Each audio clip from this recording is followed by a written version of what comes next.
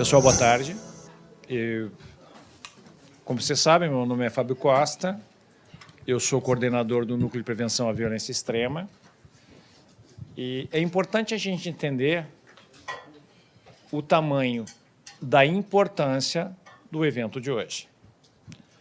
O Marc, com certeza, se não é o maior pesquisador na área do extremismo violento no Brasil, no mundo, ele está entre os 5. A pesquisa dele tem sido decisiva para muitas agências de prevenção a esse tipo de criminalidade, e ele se dispôs, graciosamente, a vir ao Rio Grande do Sul para compartilhar um pouco do seu conhecimento. Marc, mon frère, merci pour tua attention. Nous sommes beaucoup d'inquiets pour écouter votre présentation. Merci. C'est chez notre, c'est touché. Bom, então, eu acho que muito menos do que me ouvir, é muito mais importante escutar o que o Marc tem para falar. E talvez a gente possa aprender dentro do Ministério Público do Rio Grande do Sul que a gente tem um grande problema, que nós precisamos de muita atenção e que essa atenção tem que se transformar, além do Núcleo de Prevenção à Violência e aos colegas que têm nos ajudado, um motivo de inquietação de todos. Dorani, agora vamos conduzir os trabalhos. A Dorani e o Rodrigo. Bom trabalho a todos. Boa tarde a todos. Sejam todos muito bem-vindos, senhores e senhoras, ao Seminário Radicalização e Ódio, os Caminhos da Violência Extrema, promovido com o propósito de fomentar o diálogo sobre os desafios contemporâneos que envolvem o processo de radicalização e os atos de violência extrema. O Ministério Público, através da sua atuação no Núcleo de Prevenção à Violência Extrema, atua na compreensão desses fenômenos com a finalidade de preveni-los. Então, muito me alegra que a nossa casa hoje esteja cheia para a compreensão desses fenômenos, para a discussão e para que sensibilizá-los sobre esse tema tão importante, possibilitando a articulação de estratégias conjuntas de enfrentamento aos caminhos que levam à violência extrema. Eu agradeço, então, ao nosso palestrante, passo a apresentação dele, o Dr. Marc-Andre Argentino, que é líder da equipe do Centro Canadense de Engajamento à Comunidade e à Prevenção à Violência do Ministério da Segurança Pública do Canadá. O Dr. Argentino obteve seu doutorado pelo Programa Individualizado da Universidade de Concórdia, nos departamentos de Estudos Tecnológicos, Engenharia e Ciência da Computação. Sua pesquisa de doutorado foi um levantamento sobre o movimento QAnon, examinando sua evolução de uma teoria da conspiração marginal para um fenômeno global e como este fenômeno gera novas ameaças à segurança nacional e às instituições democráticas em todo o mundo. O Dr. Argentino também é autor de 2 livros, o QAnon, da teoria conspiratória para o neomovimento religioso, e Cultura Contemporânea da Extrema-Direita, Arte, Música e Práticas Cotidianas do Extremismo Violento. Atualmente, a sua pesquisa concentra-se no extremismo violento nihilista e na rede com Network. Então, agradeço a presença de todos vocês, de imediato agradeço também aos que estão nos assistindo de maneira remota, passo a palavra ao Dr. Marc e, ao final, teremos um momento para as perguntas. I am okay. I'm good. All right, let's get it started. So before I get into the main topic of nihilistic violent extremism, I want to hit a couple of notes about the Canada Centre for Community Engagement and the Prevention of Violence, where I work at Public Safety Canada.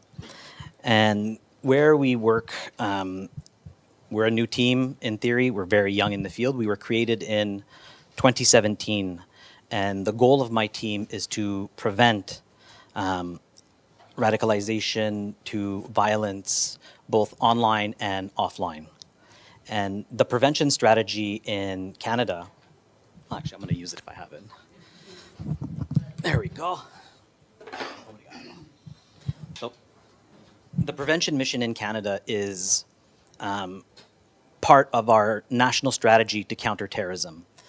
Out of the 4 pillars that we have, one of them is prevention. It is a core element of how Canada approaches radicalization.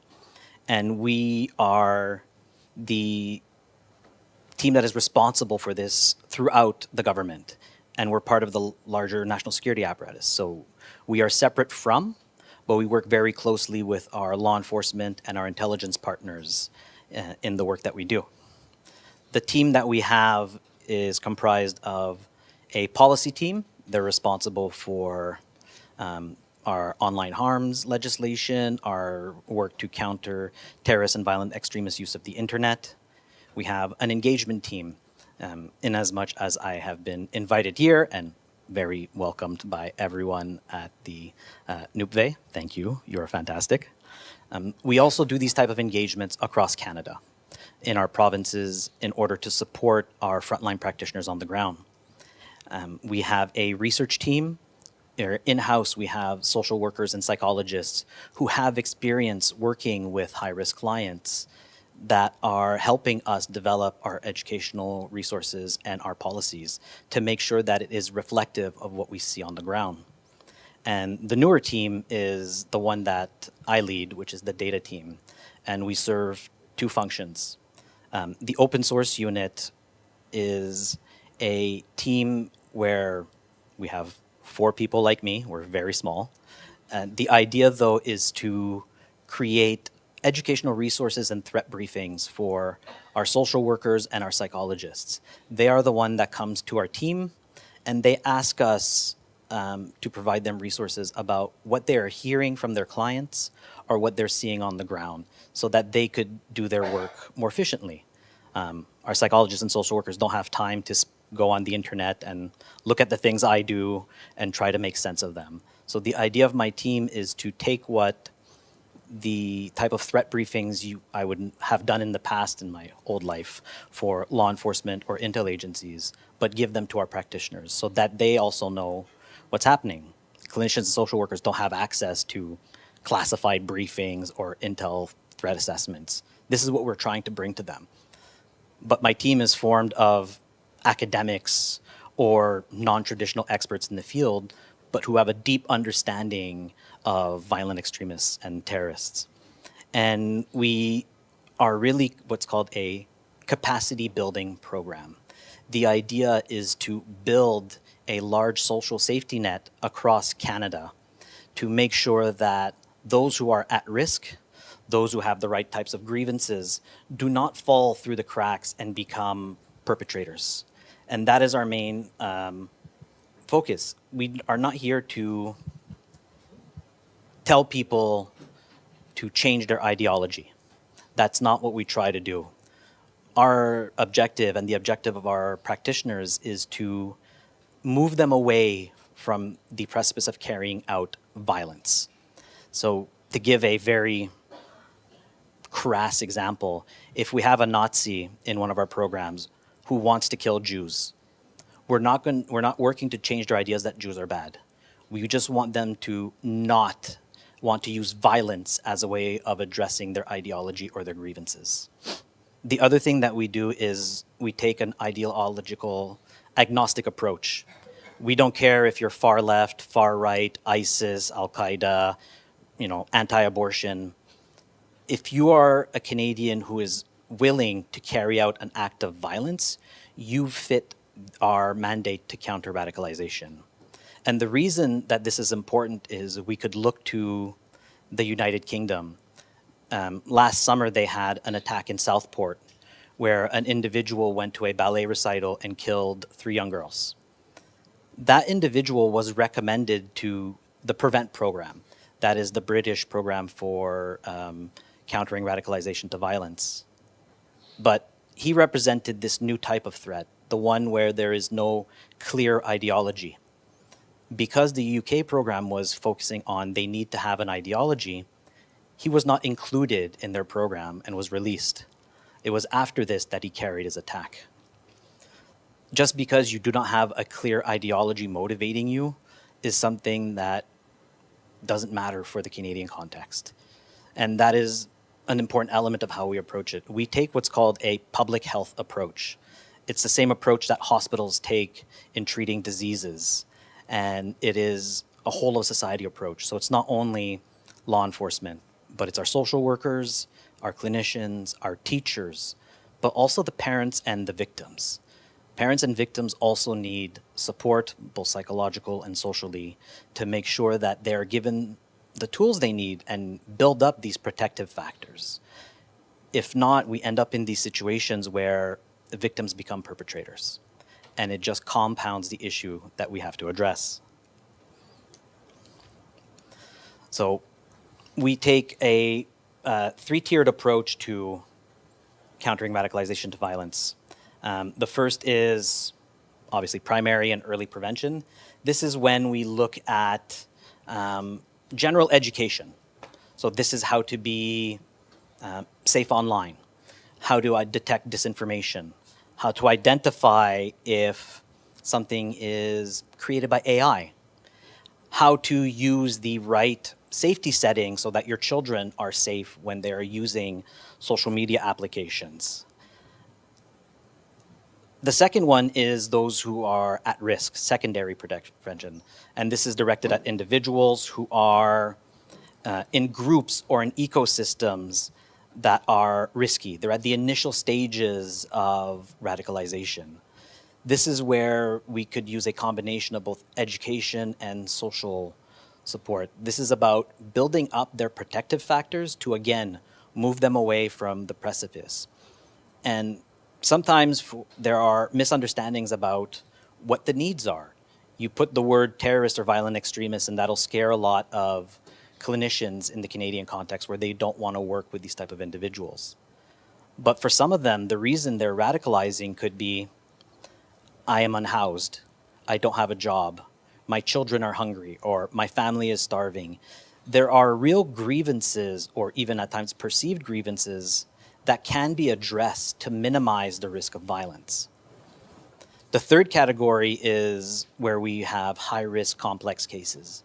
These are individuals who are planning to carry out attacks, who may have been arrested and were recommended by the courts to go through one of our programs across the country as part of their conditions. If they go through the programs, then they might not get the same type of prison time. Over the past 10 years, we've had about 1,000 individuals go through our programs in Canada. Only one has been arrested after. 999 successful cases is a pretty good approach. The problem is, prevention is not sexy. It costs money. We're an expense for government, right? Doesn't matter if I work for the Canadian government, we have to go back to our ministers and the politicians and justify why this is working. So it's a challenge in terms of demonstrating the value. It's not about, oh, we prevented attacks. We can't really prove a negative. We can't say that our programs have prevented all of these attacks. We don't know. But when an attack happens, they come to us and go, where did you fail? Or it might be the RCMP or local police. Why did you fail? So some of the challenges and some of the sad work that we have to do from the second part of my team, it's impact and evaluation. How do you demonstrate not only the success of your programs, but what is the monetary value of prevention? What we're trying to demonstrate is how much money you could save by doing prevention versus securitization. What that means is if it costs, I'm not sure what the numbers are because that's my other team doing this right now, but let's say it costs $300,000 Canadian a year to put someone in jail and they have a 10-year sentence, that's $3 million. But then you also have all the court time, the investigations, and everything else that adds on. For prevention, you could put $100,000 and you could hire a social worker that could treat multiple individuals. As sad as it is, at times, part of the work that we have to do is reduce the value of a human being to dollar signs to demonstrate the importance of our program. But if that's what we have to do for the wider mission, that's fine. But it's a challenge. So part of it is also trying to demonstrate the value of prevention. And that is the wider work that we do. So though I and my team are the ones that point to all the terrible things, oh, look, this is bad, you need to address this, or this is why you need to deal it. The reality is the rest of my team does the real heavy lifting in the prevention space because they're the ones writing the policies, navigating the political context, demonstrating why we need this. But the same that it is for you here, it is in Canada as well, where we have to fight for the survival of our team to make sure that we get continued funding. And we're always on this knife's edge of, oh, well, when there's an incident, that's good because we could show that we're needed. And again, that's another tragic part of when there are incidents, even though the blame comes to us, it is a way that we could demonstrate the need for prevention by highlighting the successes. All right, let's get into why we're all here today, or I hope why most of you wanted to come here today. Obviously, we're going to give a little bit of a caveat. I didn't do that last week, but I will be talking about terrible stuff. There are going to be a couple of sensitive images. I am very conscious of them. You're not getting the full law enforcement training with all the super bad stuff, but also seeing some of your reporting, I know most of you have probably seen some of this already. In terms of some of the challenges you're facing and what I've heard throughout the week is defining the threat and what we're looking at. I'm going to skip over, I don't have my definition for violent extremism or ideologically motivated violent extremism. That's a whole Canadian thing. But I want to talk specifically about this emerging threat that's called nihilistic violent extremism. And this represents a convergence of part sadistic subculture, part extremist accelerationism, part organized harassment. But really what's important, the potency of this group lies in its agility online and able to shift spaces and tactics, but also in its absence of limiting ideology. You could talk about hybrid threats, you could talk about mixed, unclear, unknown ideologies. What's important to know is that ideology plays a tertiary role in this space. It'll come after the fact. What really drives them is their prioritization of the destruction of our existing social, political, and moral structures. They don't want to put in a new order. So if we would talk about accelerationism from a National Socialist perspective, like the Telegram Collective, they want to destroy society and build this Aryan super world where it's only white people, and that's what they want. For nihilistic violent extremists, there's no rebuilding. Like, I'll give the example again. It's the Joker from The Dark Knight. You get all the money from the mob, I'm going to burn the pile of money. I don't want it, I don't need it. The idea is, I don't want to kill Batman. I want to be in this eternal fight. I want the chaos. I want the violence and chaos that I create to destroy and slowly erode what is normal in Gotham. But think of this on a global scale now. Their desires is to slowly destroy what we accept to be normal and normative in our cultures. It operates on a deep-rooted disdain for humanity. What this means is I don't only hate other people who are different from me, but I hate what is accepted to be normal behavior. I hate what is accepted to be what we recognize to be human, our compassion, the way that we build networks. An example of this is when they create child sexual exploitation, for most of them, it's not about the sexual gratification. Those who get sexual gratification from creating CSAM, they're pedophiles. It doesn't matter what ecosystem they're in. Those who create it because it's the most obscene thing that they could do and a way of attacking our societies, that's why they do it. Globally, it's the one thing we as human beings agree on. You don't touch kids. It doesn't matter where you are. I've been in meetings with Russia, Afghanistan, Pakistan, all of the countries where we might not agree on a definition of what terrorism is, we all agree. CSAM is bad. So for them, doing this is a way of destroying what is human. It takes away what makes them normal. But more importantly, it's not only that. They do it also because it makes them popular. So it's being obscene and the worst type of human you could be to get this popularity. And the other one is they are aligned with this misanthropy. And again, it's not about hating people, but hating human culture. I'll give you an example from an American school shooter called Solomon Henderson. He was black, but he was a National Socialist. He worshipped Hitler. He had so much self-hatred that he was born black. But when he was talking about his own community, in his manifesto, he said, Black kids today are into pornography, smoking weed, and getting money. That's all they care about. And for that, they represent the slow destruction of the world and society. So they need to be destroyed. They need to be eliminated. That's it. That's the only solution, and it's the only way of communication that I have. So nihilistic violent extremism is the worldview. That's how they perceive the world. I don't necessarily use the word ideology. I use it in government because governments love having an ideology to point to. But as an academic, it's a bit different. Now, where are they online? These perpetrators call their space the edge sphere.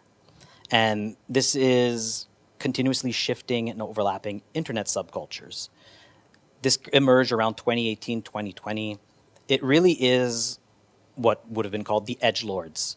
These are the kids that would go on Twitch and follow their favorite gamers and call the police and try to swat them, get the police to come to their house. Or they would order 100 cheese pizzas. Why? Cheese pizza is CP for child pornography. Over the years, that evolved into, oh, I'm not sending pizza anymore. I'm going to post child sexual exploitation in their Discord and their Twitch server to get it down. To, I'm now just going to extort individuals to get that content, to get notoriety. The evolution has become the threat that we're seeing today. And it's a mix of the true crime community, those that are obsessed with school shootings, but also the gore community. This is what I call the crime gore community or the crime gore network. What we're really seeing here is this blend of these ecosystems coming out. And I'll give some examples when I'm talking about the type of nihilistic violent extremism that'll emerge from these spaces. The way to segment it properly is if you're looking at those who are mobilizing offline, specifically school shooters, it is this obsession with true crime that motivates them. They want to replicate and emulate their favorite school shooters. Could be Adam Lanza, could be Nicholas Cruz, could be Breton Tarrant in Christchurch. Usually is Tarrant in Christchurch as one of the main ones. The gore community is another one that's important.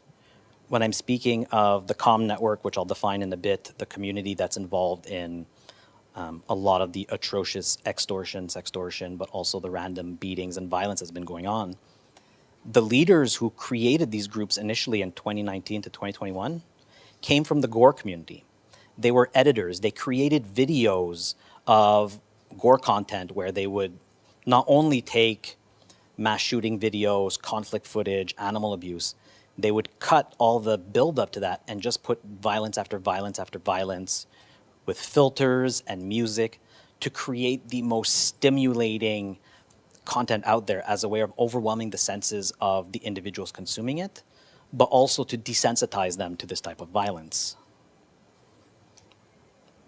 So how we got here is what myself, the RCMP, and CSIS call the COVID blender. And the definition I put at the top of the screen is not the one that I created academically, but that's the Canadian definition from law enforcement, the intel agencies, and my team that we came together to describe what we're seeing in Canada. So if we go to the year 2017 and 2019, we have all of the edge sphere groups, the edge sphere content, the fandoms, the aesthetics. They existed, and they still exist today. What really happens is these groups were parallel to each other, and individuals could go to different ecosystems, but they didn't really mix. Now, in 2019, that changed because we had this beautiful thing called COVID-19. And we were mostly locked down around the world, few exceptions in some countries. But what happened was platforms like Discord saw increased use, where Discord went from having 50 million monthly users in 2019 to 350 million by 2021. Our digital habits changed. Discord was not only for gamers anymore, but it was for everyone. I went to Discord to learn how to do woodworking because I was losing my mind being locked in my house. So, everyone went there to learn new things. You had welders, you had your knitting circles, your podcasters. I had a Discord for my family and my parents to play Among Us so we could stab each other in the back in a game online. So it's the way that we had these digital habits changed. What was useful about Discord? Video communication, voice communication, chat. You could have thousands of people in a community together. I mean, it's a great tool if you're using it properly. But again, we're not here because people use it properly. So what happened is we saw the hybridization. So in the blender during the pandemic, all of the individual communities from the edge sphere blended together and they mixed. And what we're seeing today is the first iteration of violent extremism coming out of it, and specifically for Generation Alpha, the young kids that were really online in these spaces that, you know, for those who are parents in the room, I think we could all understand when you're locked at home and you have to be the teacher for your kids, do your day job, still be a parent, wanting to give your kids their device to go to your room, shut up, leave mommy and daddy alone for an hour or two. You know, that was the reality. We also spent more time on our devices. The difference is a lot of the youths did not move away from this cycle of using the devices 8, 9, 10, 12 hours a day. What we're seeing is a generation of youths who are cyber addicted to their devices and their online communities. But we really don't know what the impact is of the pandemic. It's going to take a decade of research and stats and studies to see what the impact is on youths, our generation, the older generation. It's going to impact radicalization across spectrums. What we're seeing now for Gen Alpha is this first iteration. So what are some of the threats that fall under the category of nihilistic violent extremism? The first and the one that you're going to see the most in the media is called the COM network, which is short for the community, and it's a decentralized ecosystem that is really about glorifying a wide spectrum of criminal behavior. The origins of this community is cybercom. These are the individuals that were involved in hacking, SIM swapping, stealing cryptocurrencies. Think of the kids who hacked MGM Grand in Las Vegas, the casino, or Verizon Wireless to get all the information of the users, or Marks and Spencer's, the large chain in the UK. Cybercom has been responsible for stealing hundreds of millions of dollars globally. Now, Cybercom also had services for hire. You want to intimidate someone, we could go and throw a Molotov cocktail through their window. We'll do a bricking, a shooting. In 2019 and 2020, we saw the individuals who created the first group from the COM network called Cult that was involved in extortion. They went there to get swatting and doxing services to target a victim that was not sharing content with them anymore. This created the extortion ecosystem in yellow. This is where you're going to find groups like 764, Cult, No Lives Matter, Maniac Murder Cult, Country. We have 1378, 1414. Numbers, letters, some things mean nothing, some things mean something in cultural context. But really, these are groups that are interested in coercing individuals into generating child sexual exploitation, into self-harming, abusing their pets or animals, or the biggest prize, convincing someone to live stream their suicide. To give you an idea, the FBI shared with me that they're assessing about 1,000 suicides in the past 5 years linked to the COM network. That's a lot of bodies on the ground for a violent extremist group. You want to find a group that has that many on the ground, you're going to go to Al-Qaeda and ISIS, groups that have in-theater conflicts with the military or states, not only just the type of right-wing groups. The base, Atomwaffen, Order of Nine Angles, 3%ers, doesn't matter what far-right group, do not even come close to the amount of bodies on the ground. In red is the third group that is growing, and these are the ones that are willing to carry out acts of terrorism and violence. Offline violence has a spectrum that'll cover police of jurisdiction all the way to the federal police. This is graffiti, tire slashing, arson. You've had some cases of Molotov cocktails thrown at, homeless people on the street, random beatings, random stabbings, all the way to acts of bioterrorism.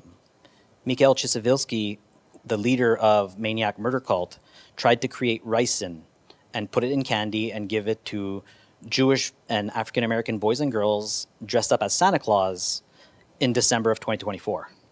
He was arrested before that was going to happen, but we're seeing a spectrum and high level of risks and harm. Now, how does it function? I like to use the example of a high school cafeteria. Why? Because we are talking about teenagers mostly. The average age of individuals in the COM network are aged 11 to 17. There are adults, there are some older individuals that are outliers. And usually if you're an adult, you're either one of the OGs, the original who created the group, or you've been in the space so long that you started as a youth and became an adult. Now, to add a little more details, the youngest victim of the COM network was 8 years old. The youngest perpetrator arrested was 11. And they're getting younger. In 2020, when I was looking at the cases that I've studied, the average age of a perpetrator was 21 and a victim was 17. In the past 12 months, the perpetrator's average age is 15 and the average age of a victim is 13 years old. It is getting younger and younger. Now, why am I talking about a high school? Because it's about popularity. When you're in high school, the only thing that really is driving you is forming your identity and your peer groups and how popular or where you place yourself in your school. And in the COM network, 764 are the cool kids. Everyone wants to sit at their table at lunch. Now, where you sit in the COM network cafeteria is determined on the type of crimes you're willing to commit for a group. That's how you gain access to a COM network group. You need to commit crimes. You could be in the public spaces, you could lurk, you could look at content, but to get into the private spaces, you have to commit a crime.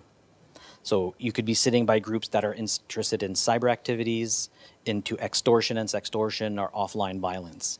That is what is driving them. But also, like youths, which they are, there's a culture of one-upmanship. You need to be more popular than the next. How do you achieve popularity? By creating content. The more sadistic, the more violent, the more gruesome you are, the more popular you will be and the more popular your group will be. As the years progress, the more severe the harm is going to get. And that is one of the challenges in addressing this is there is a time cap on this in the sense that the longer we wait for mitigating the threat, the more severe it's going to be. Now, another example of nihilistic violent extremism are school shooters. I know Brazil is no stranger to school shooters. But I'm going to give an example of 5 of them. I'm going to start with the first 4, who are Jordan Patton, Arda Kay, Natalie Ropnow, and Solomon Henderson. These individuals were part of a community on a platform called Vidly that were sharing edits from the true crime community, commenting on it, and engaging with each other. They were networked together, which is a new phenomenon for school shooters. Jordan Patton was the first one to carry out his attack in Australia. He live streamed himself and posted a very long manifesto where he wanted to kill a Labour MP. That's an elected official. We're talking about a decent target here. He started his attack, he got cold feet, and was arrested. So that was at least one that was prevented. Now, 2 months later, Arda Kay in Turkey carried out his attack. Arda Kay, for me, is the best example of what is a nihilistic violent extremist. He came from the Terragram Collective. He was interested in the Order of Nine Angle, but he was also involved in the Maniac Murder Cult community. He brought together the hybridization I was talking about before. He is an example of how everything was blended. He went on to stab 5 individuals. They all survived. But during his live stream, there was something interesting because there was 11 people in the Discord. 2 of them were Natalie Ropnow and Solomon Henderson. And they went on to carry out their attacks in December and January, a month apart. This is the first time that I have seen evidence of school shooters being connected together, engaging with each other's content. Not necessarily being friends, but being part of a same community and active in the same spaces. This is part of the change that we're seeing, is this really impact of contagion and replication, where even after these attacks, you saw a lot of youths going to their school bathrooms And Natalie Rupp now has this famous pose where she sits down, puts her bag on the floor, shows her guns, has her combat boots, and goes like this, the OK sign.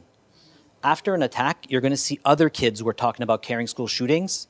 They'll go in their bathroom in their schools. They might not be ready, but they're doing the same thing.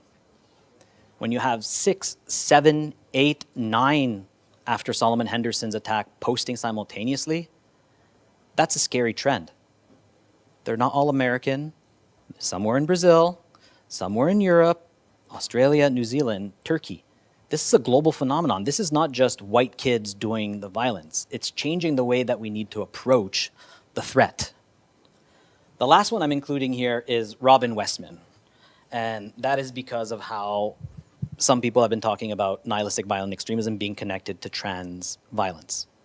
Now, there are trans shooters who have been motivated by gender dysphoria and their own gender grievances.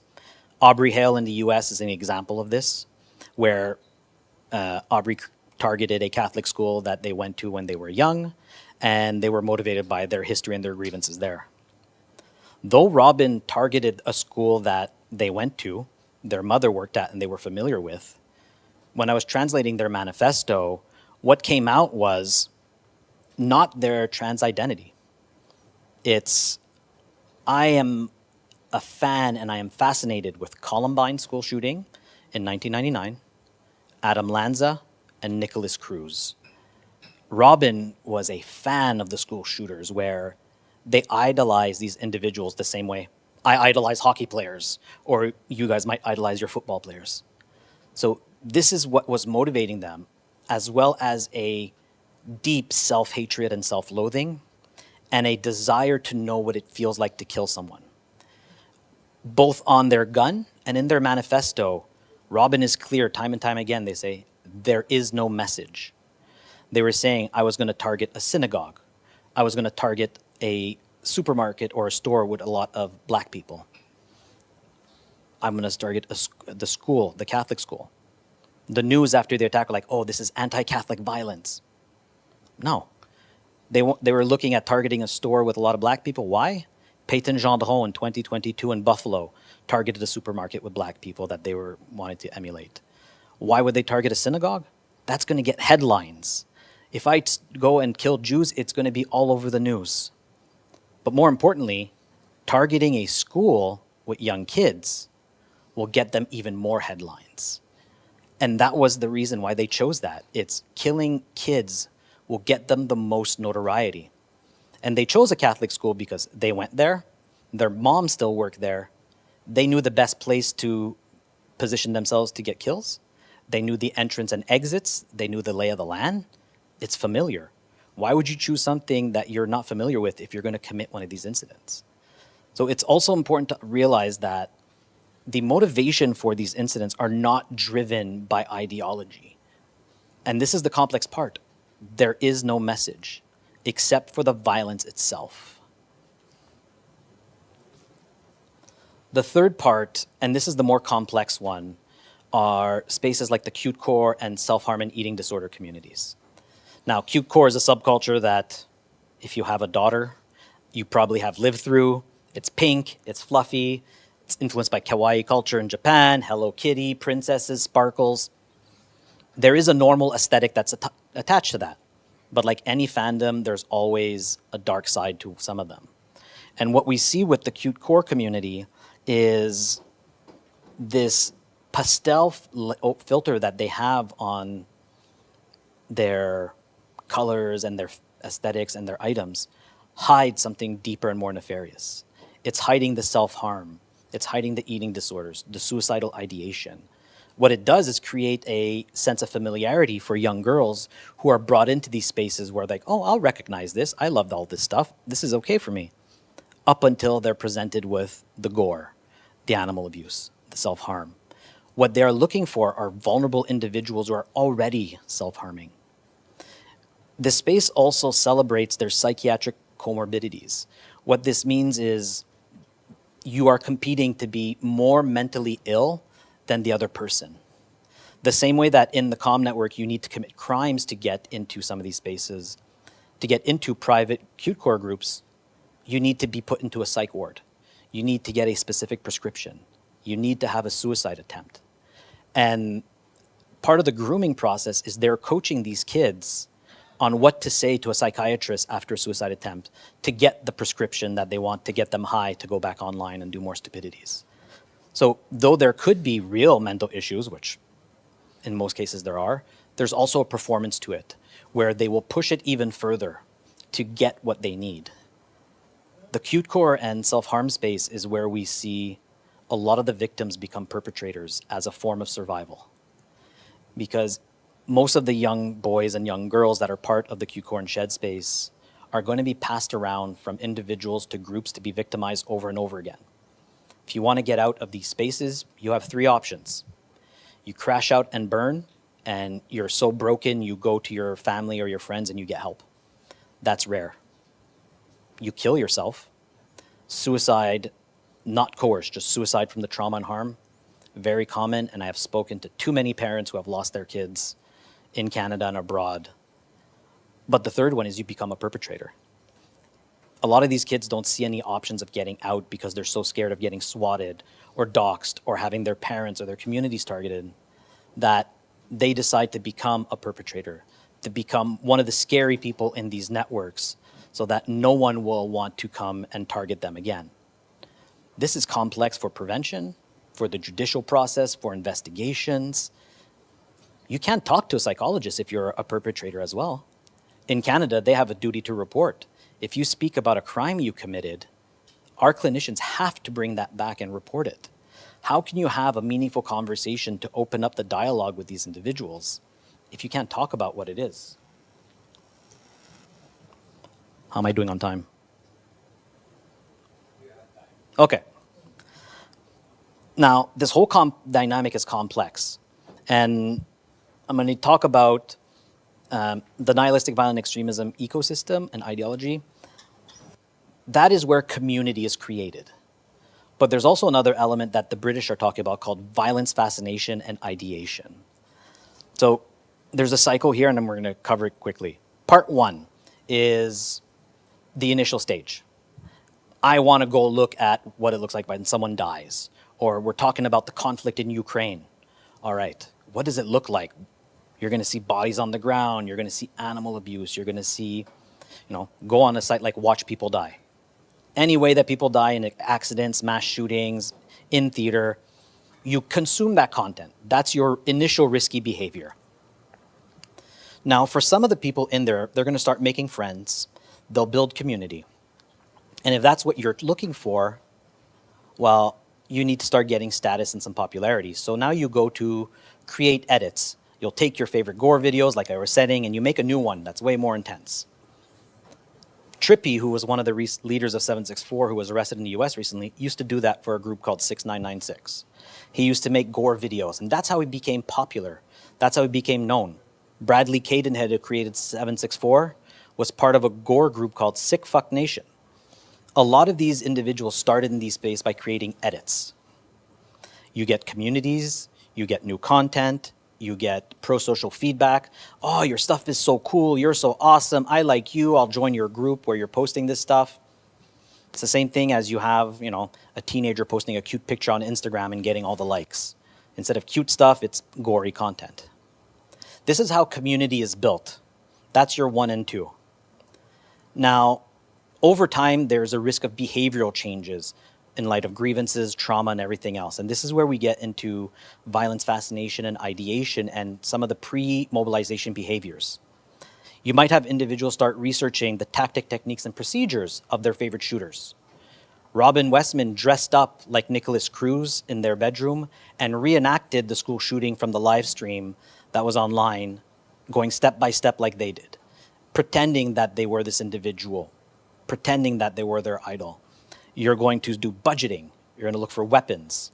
They like to do something called crime maxing. If you've done research on incels, look maxing, where you're trying to look as pretty. This is, I'm trying to be the best criminal out there, kill as many people as possible. You'll do reconnaissance. This is the last stage where we could do tertiary prevention. This is where they're about to mobilize. The last step is your mobilization. They carry out their attack. Maybe you have a live stream. Maybe you have bystander footage, a manifesto, crime scene footage, memorials from the families that are posted in the news that they'll throw into edits. But that brings you back to number one, which gives you a whole new pool of content for people to consume, to then have a subset to create content, to have a subset ideate and want to mobilize, and so on and so forth. We see a mix of community building and behavioral shifts to mobilization within these communities time and time again. Now, over the past year, I have looked at all of the COM network cases where there's been arrests through the court records, all the manifestos of school shooters, and I'm starting to build a threat assessment framework to identify what is a nihilistic violent extremist. And there's kind of 9 elements that have come up over and over again to identify these individuals. The first one is performance. Not ideology like normally would be one, it's performance. A lot of the parents I've spoken to, when they've asked their kids who've come back from a psychiatric hold or their stay in prison, do you still have murderous ideations? Do you still want to harm people? No, not right now. You have my phone. I can't live stream it. What's the point if I can't make a video of what I'm doing? So for them, it's not only the violence ideation, but it's about recording it, taking pictures, and putting it out there. In a case where one of the parents I was speaking to after their child's suicide attempt, the parent slept in the room with the kid. Normal parent behavior when your kid comes back from a suicide attempt. The kid was trying to get their parent to come out of the room. What the father realized was, my kid didn't want me because it was embarrassing. They wanted to go on their phone to see the reactions to the suicide attempt that they recorded, to see how popular and how notorious they were after that. Even if you have a moment where you almost died, the first reaction that kid had was, how many views did I get? How often was it shared on Telegram? What are people saying on Discord? It is about the performance. They're driven by clout, they're driven by this attention, but performance ties to things like sadism. The more sadistic you are, the more popularity you're going to get. Being sadistic is also part of the performance because you are going to get more attention, but also because of the culture of one-upmanship, you're competing with all the other groups for attention. You need to be more dangerous than the others. So again, when we think about the individual who threw that Molotov cocktail on this sleeping homeless person in Brazil, why did they do that? Well, what is more sadistic and more severe? Waking that homeless person up and beating them? There's hundreds of videos of that happening from COM kids around the world. That was the first Molotov cocktail on a homeless person. That got a lot of views. That is the motivating factor. It wasn't an ideology, it wasn't anything else. It's how I get the most attention possible. Violence is the message. Again, Robin Westman, Natalie Rupnow, Solomon Henderson, the kids in the COM network. It's only about violence. That is what the attention is. I want to know what it feels like to kill people. I love the way blood looks. I don't care. I just want to hurt as many people as possible before I go. This is really what's driving them. Self-annihilation also is not just, I want to die by suicide, but it's about destroying everything that makes them human. It is about deleting that humanity and making themselves monsters that could carry out these attacks. That demonstrates also the level of trauma that these individuals are subjecting themselves to, or the community is putting them through as they spend time in these spaces. Think of a kid who's been in these ecosystems for 4 or 5 years, spending 12, 14 hours a day online. I have about a dozen kids that fit that profile right now. Think of the trauma from a clinical behavioral perspective on a teenager during their formative years spending time in these spaces, how that changes your human behavior. The reality is, when talking with some of our clinicians, we could compare these kids to child soldiers coming back from conflict theaters in Africa and the Middle East. But guess what? You could take the kids out of the conflict area and put them in a place where there isn't any and start that process of healing. Try getting a kid today off the internet. I've seen these kids connect to Discord via smart fridge, smart dishwasher, mom's phone, using a old school MP3 player with Spotify, because Spotify has a chat feature. They will connect any way possible. So what are the harms and risks of the space? So we have self-harm, animal abuse, doxing and swatting. So doxing is posting the personal information of individuals online, and sextortion and child sexual exploitation. The self-harm stuff is everything from non-suicidal self-injury to carving usernames into their flesh to self-immolation.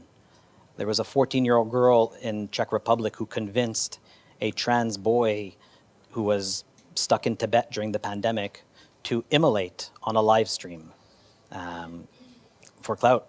The Washington Post in the US did a great piece on this individual going through their story. It is tragic, it is sad. Even today, that child does not even feel remorse for what she did. So we could see that there is a very extreme level of sadism and violence that could come into the self-harm. Now, when it's looking at addressing these, it's identifying some of these markers that are abnormal. When you go and you find a victim that is self-harming, seeing usernames, symbols, and other things carved in their flesh is a warning sign that there is likely coercion behind it. Animal abuse is quite common. It is a way to desensitize individuals to violence. It is a way of manipulating where you could give a victim a choice between, you could either self-harm yourself or you could kill your pet. You choose. It is a way of control. It is a way of creating trauma, but it's also a way to initiate them to violence. Killing an animal is an easier step in the progress of violence to get them towards wanting to harm humans.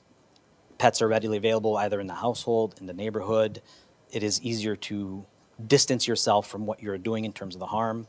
And this is not unique to COM network. Violent extremism, sadistic psychopaths throughout history have used animal abuse as an entryway into a lot of these harms. The doxing and swatting, the harms are obvious in a way, but what's important to highlight is over time, the culture of doxing in these spaces creates a sense of paranoia where there is a complete lack of distrust in any authority figure trying to provide help and support, because they truly believe that anyone seeking help, individuals in the COM network will be able to get that information, hack it, find out, and they will be targeted. They truly believe that they could be reached anywhere in the world by anyone in these networks. So they are very untrusting of people in the position of authority trying to help them. It's also a way of controlling law enforcement and, our systems. When you are swatting, you are wasting government resources time and time again, taking away resources for hiring new law enforcement, training staff. It's a drain on our systems. The CSAM stuff is quite obvious into why it's bad. I've talked about it before. So I'm going to skip on it just to make sure that we could get to the more terrible stuff. All right, blood's coming in the next few slides for those who are not ready. All right, so what are some of the type of self-harm elements you might see either online or when you're going to do a check on an individual? Blood signs are one of the first ones. This is when someone self-harms and will draw on the wall in blood. This will include usually the name of the group, the name of the leaders, members of the roster, but also the individuals who are part of the extortion process during the live streams online. You're going to see a mix of satanic imagery, of extremist content. This is not because these kids are satanic. This is not a satanic panic. Like participating in child sexual exploitation, Satanism is just an obscene, edgy thing where you could scare the normies. Journalists love to jump on the satanic panic narrative when talking about nihilistic violent extremists, and they play into the game of making these kids more popular. Now, a lot of these designs are dictated to the victim by the perpetrators. So when you're looking at a blood sign, it'll give you an idea of who are the individuals responsible for coercing or participating in this activity. This doesn't include all the lurkers and the other ones that might be present, but it gives you an idea of the key players involved in these type of harms. Now, it gets worse when you're looking at carving usernames and symbols into people's flesh. You have a mix of mimetic culture, such as the skibbity toilet. I like putting this when I'm training young law enforcement officers. because I'm going to talk about skibbity terrorism, and they all laugh up until I show this picture of the skibbity toilet meme being carved in the leg of a 13-year-old victim. What we're seeing is the coercion of these individuals are pushing these minors to self-harm in a way that is not traditional. We're not seeing horizontal lines. We're seeing usernames, hate symbols. The cute images tend to come out when there is an emotional relationship between boy-girl, boy-boy, girl-girl. If they're in a loving relationship or loving relationship with their e-boyfriend, e-girlfriend, what is sad is the trauma that is suffered by these individuals is actually meeting an unmet need that they have emotionally. So they are willing to put love and attention into the self-harm that they commit, requested by their e-boyfriend or e-girlfriend because of that. So it's not only a coerced element, but the psychological and emotional manipulation is so strong that some of them will do this out of a twisted sense of love, where you see some of these images coming out. So looking at something that is cuter or more endearing in a way is an indication that they're probably being extorted by someone they believe they're in a relationship with.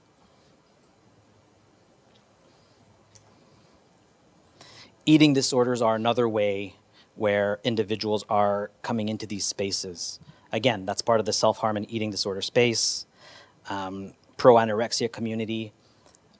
Eating disorders are a way that you could demonstrate loyalty and control by what someone does, when they do it, but it also fits within the wider ecosystem of young girls fitting a specific beauty standard, but it's pushed to the extreme. Self-harm and eating disorder spaces are a great place to find victims. If you want to create gore content, what better than someone who is already cutting themselves? You have a vulnerable individual looking for attention, looking for peers. That's the perfect type of individual for you to find to, coerce into these things. But this fits within the wider radicalization space as well. You could see how it fits within trad femininity, hypernationalism, purity culture, a lot of the at-risk communities and spaces where young girls or even older girls might find themselves as a way of demonstrating your loyalty to the group, your commitment, but your strength as well. When you're celebrating your comorbidities, the deeper you cut yourself, the less you eat, the skinnier you get, demonstrates your status within the cute core community. When we're thinking of addressing these type of harms, the tools kind of already exist. We're not reinventing the wheel just because they're in a violent extremist space. Individuals with eating disorders and self-harm tendencies, suicidal ideation is something that we've been dealing as societies and governments for years. It's adapting those tools and making sure that we reach these new audiences and get them the help they need, but also overcome the fear and the paranoia they have in engaging with the support that they have.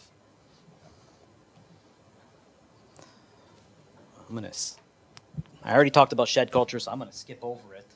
But when I was talking about the pastel filters and you're getting over the princess stuff, that's the cute pink razor blades, your cute pink guns. That little kawaii razor blade with the paw and the wings, so many of them are ordered from Temu for these kids to use. That is the type of aesthetic that they're looking for and trying to achieve. Even though they are harming themselves, it's always with this cute aesthetic overlain on it. It is a normalization of harmful behaviors, but also the glorification of these mental health issues. Suicide is another big risk in these spaces. And this is not new to violent extremism. We've had suicide or bombers in jihadi cultures. We've had school shooters who wanted to die by cop. This is not something new, but it is a deeply complex and personal act. And this is usually rooted in prolonged mental health struggles that includes depression, trauma, patterns of self-harm, something that all of these kids are demonstrating by their time in these spaces. But it takes two forms. I've spoken about the victims who have taken their own lives because of the suffering they've had. But I have also spoken about coerced suicide, where getting someone to kill themselves is the biggest prize. You've seen cases like this in Brazil. We've had some in Canada. This is something that is common across the globe in terms of nihilistic violent extremism. You could coerce people, or you could be the school shooter who wants to die by cop, or even, again, I'll go back to Robin Westman, the self-inflicted gun wound in that case was not because they were wanting to take their own lives for suicidal reasons, though they had those. But they wrote that, I am going to kill myself because I cannot face my family in the courthouse after they know what I did. For this individual, it was a form of escaping the responsibility of the actions that they took. So again, suicide is super complex in these cases, but it is a common element.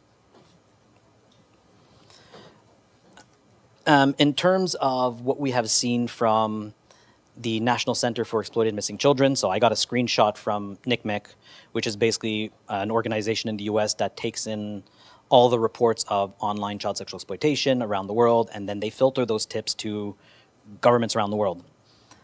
What they found is an increasing overlap with CSAM reports and violent extremism.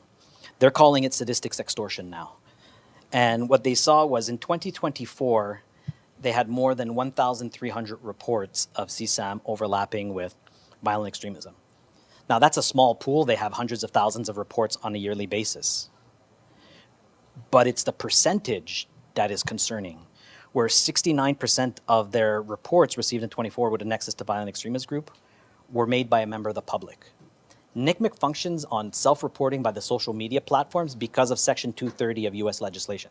They have to report online child sexual exploitation. But we're seeing it reporting by parents and youths. That was a big red flag for NCMEC because that is not normal. What they saw was between 2022 and 2024, a 1,500% increase in cyber tips report with a nexus to violence groups. This is not 2%, this is not 3%. That is a massive increase that, again, NCMEC has never seen in their history. In the first 6 months of 2025, so this was from January to June, they had 1,093 reports with a violent extremist group. In the same time in 2024, it was 508. They've already saw a doubling of reports from the year prior. So it's a bit of a touchstone to indicate the increase, but is this because there's more harm? Is it because there's more awareness about the threat and people are coming forward? They did see an increase from the platforms doing some of the reporting. It's still unclear if the problem's getting worse. I think it is, but I'm also spending my entire days in these spaces. But organizations that are tracking these type of harms are aware that it is a growing issue and they're trying to find a way to address. Now, some of you might be wondering, I thought I came here to learn about terrorism and violent extremism, and this dude is talking about self-harm and eating disorders and sexual exploitation, and what is he on about? So I'm going to give you an example from Canada. If you want the longer version, it's in English, but the CBC, our national broadcaster, did a documentary for the Fifth Estate on 764. I was featured in it, so it's fantastic just for that. But they had a victim who was part of the documentary. And I'm going to share her story with you. She was an individual who came from the cute core community who was self-harming. And she was in a relationship with an individual in the US that went by MK Ultra. So he was 17, she was 14. They were in love. This is one of her love letters with her blood that she sent to him while they were in their relationship. Now, before he got arrested in the US, they had a lovely little plan where he was going to fly to Alberta, Canada with her and to meet her, and they were going to kill her mother. And then they were going to go on a serial kidnap, rape, murder spree of teenage girls in Alberta. And I'm going to give you the quote from Trinity in the documentary. That's not her real name. But Trinity basically went in the documentary that I was such a mindfuck at the time that I was going to go along with it. Her mom was so scared of her daughter that she would sleep at night in her bedroom with the door locks, the dogs in her room, and had a knife under her pillow. Scared of her 14-year-old, 95-pound daughter. The trauma and the harm that this individual went through for her eating disorders, her self-harm, the trauma from being victimized by this individual, radicalized her so much that she was willing to carry out a mass rape and casualty incident. So we could see that the radicalization process for some of these spaces do not meet our traditional understandings that we get from a post-9/11 world, or even our understanding of places like accelerationism or siege culture or National Socialism. It is changing the way that our nations and our communities are at risk from individuals. All right, let's talk about the threats. You might recognize some of these a bit more. So blood signs, self-harm, you guys have seen. Arson, love the arson. Big fans of arson recently. Train station, abandoned buildings, homes with people sleeping in it. Molotov cocktails through victims who don't want to send child sexual exploitation anymore. Common tactic. Problems with arson is most of these cases end up as we have no suspect and they die there. Graffiti. It could be on vehicles, could be on buildings, could be on whatever. But it'll be giving you, like the blood signs, the name of the group, the name of the members, usually again highlighting who is part of these groups.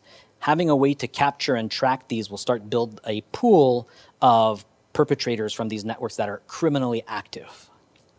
So it's important to keep in mind a way of monitoring, highlighting, and collecting these over time to see where they are. Some of these are quite gruesome to collect. Official rosters are a little less so. I will have a gift for you guys as I'm taking all the official rosters and putting all the names by years, month of who was involved in when, so should help with some of the work you all have to do. What does recruitment look like? It's not very sexy. It's a post on Telegram, could be a post on Discord. Hey, you want to join our group? You know, you got to commit to a few things. Maybe you want a blood sign, deep cuts, no weak shit. Maybe it's random beatings. Maybe it's an arson. The easier the type of criminal activity, the more you have to commit. The more severe the type of crime, the less you have to commit to gain access. So someone who will go and kill a dog, rip their guts out, and write the name of the group in the guts of the dog, easy access. Arson, easy access. Stabbing someone and not getting caught, access to the group. Again, criminal activity is what gets you in. Action gives you access. That is the only way you're going to get in. I spend my time in the public spaces, reading leaks. There's no way I'm going to get into private space because I'm not going to go and kill someone or kill a dog or commit a crime. So it's also hard to get the right information about what's going on. We only have a glimpse of what really happens up until someone gets arrested and evidence is collected and revealed, which makes it difficult to really understand the evolution of the threat. Now, how do you commit your crimes? Like any good extremist group, they have guides and manifestos. They have a lot less than other groups. If I was doing my research on Telegram or the Order of Nine Angles, I could go on Telegram and search .pdf and I'd have thousands of PDFs. Com Network has about 20. You're seeing most of them. A lot of them come from Maniac Murder Cult. A couple of them are dedicated to Mexico and Brazil with National Satanic Action. A lot of them are coming from No Lives Matter and Maniac Murder Cult. Maniac culture, which came from Ukraine and Russia, broke into the Anglosphere in 2021 because of groups like No Lives Matter when they started translating these Cyrillic documents into English. And some of this stuff is not very creative. The No Lives Matter Terror Guide or Manhunt Guide borrows from Rumia 3 and 9 that ISIS created, how to stab someone. They're using existing terrorist material. They're just putting their own aesthetic and branding on it. How did Mikhail Chisvilsky learn to make ricin? The Jihadi's Poisoner's Handbook. They are borrowing from existing spaces. They're just rebranding them. But they have unique documents. The cute little cat with the gun pointing to their head is a suicide manual. This was found on the computers and phones of victims who were coerced to kill themselves. Multiple ways to kill yourselves, how to do it. You want to learn how to sextort and groom a young girl or young boy? There's a 248-page manual that'll give you everything. How to create your account, your personas, your operational security, scripts, what to do if they resist, how to coerce them, how to blackmail them, how to keep the material after you've gotten it, how to promote it. They are giving instructions in formal ways, but there's also informal instruction. When parents are acting as protective factors, they will instruct youths on how to hack into their other parent's account and create new social media accounts that their parents are not aware of to circumvent the supervision. So it's not only in these instructional guides that they're taught, but the community themselves will work with other members to make sure that if they are being supported by parents or friends, those protective factors are removed from their lives. So there is a reduction of anyone that is there to support and protect them in the real world, where the digital community becomes the only set of peers and their source of identity in the world that they have. Now, in the comm network, you could also pay for services. Like I said, when Cult was initially created, the members of Cult were more interested in the Order of Nine Angles, and they came to this place to get services. And, you know, you could purchase your Snapchat, TikTok account, your Google Voice account for swatting. You could get gift cards for very cheap. You could also buy extortion content. If you're a shitty extorter and you don't want to do it, you could pay someone else to do it. It's cheap. $20 to get someone to do a blood sign or a fan sign for you. There is an underground market. It's not necessarily the main driver, but there is one that is present. You could pay for swatting. Two of the biggest swatters in the comm network, sadly, are Canadian. Smiggles and Gores are both from my country. Smiggles was stupid to put his prices in Canadian dollars for a couple of days, so that helped. But, you know, they're going to charge. Smiggles is expensive. You're going to see for like 40, 50, 60, $100 for calls. That's the higher end. I've seen some groups offer swatting services to target the FBI or Sheriff's Department for $5. $5, most teenagers could get that. And if not, there's an underground market where they're sharing cryptocurrencies, online gambling. They'll exchange DoorDash and PayPal credits. They find a way to make their money. Some of these kids have nothing. Some of these kids have thousands of dollars in their wallets. You know, some of them will use DoorDash and PayPal credits as a way of coercing individuals into generating content.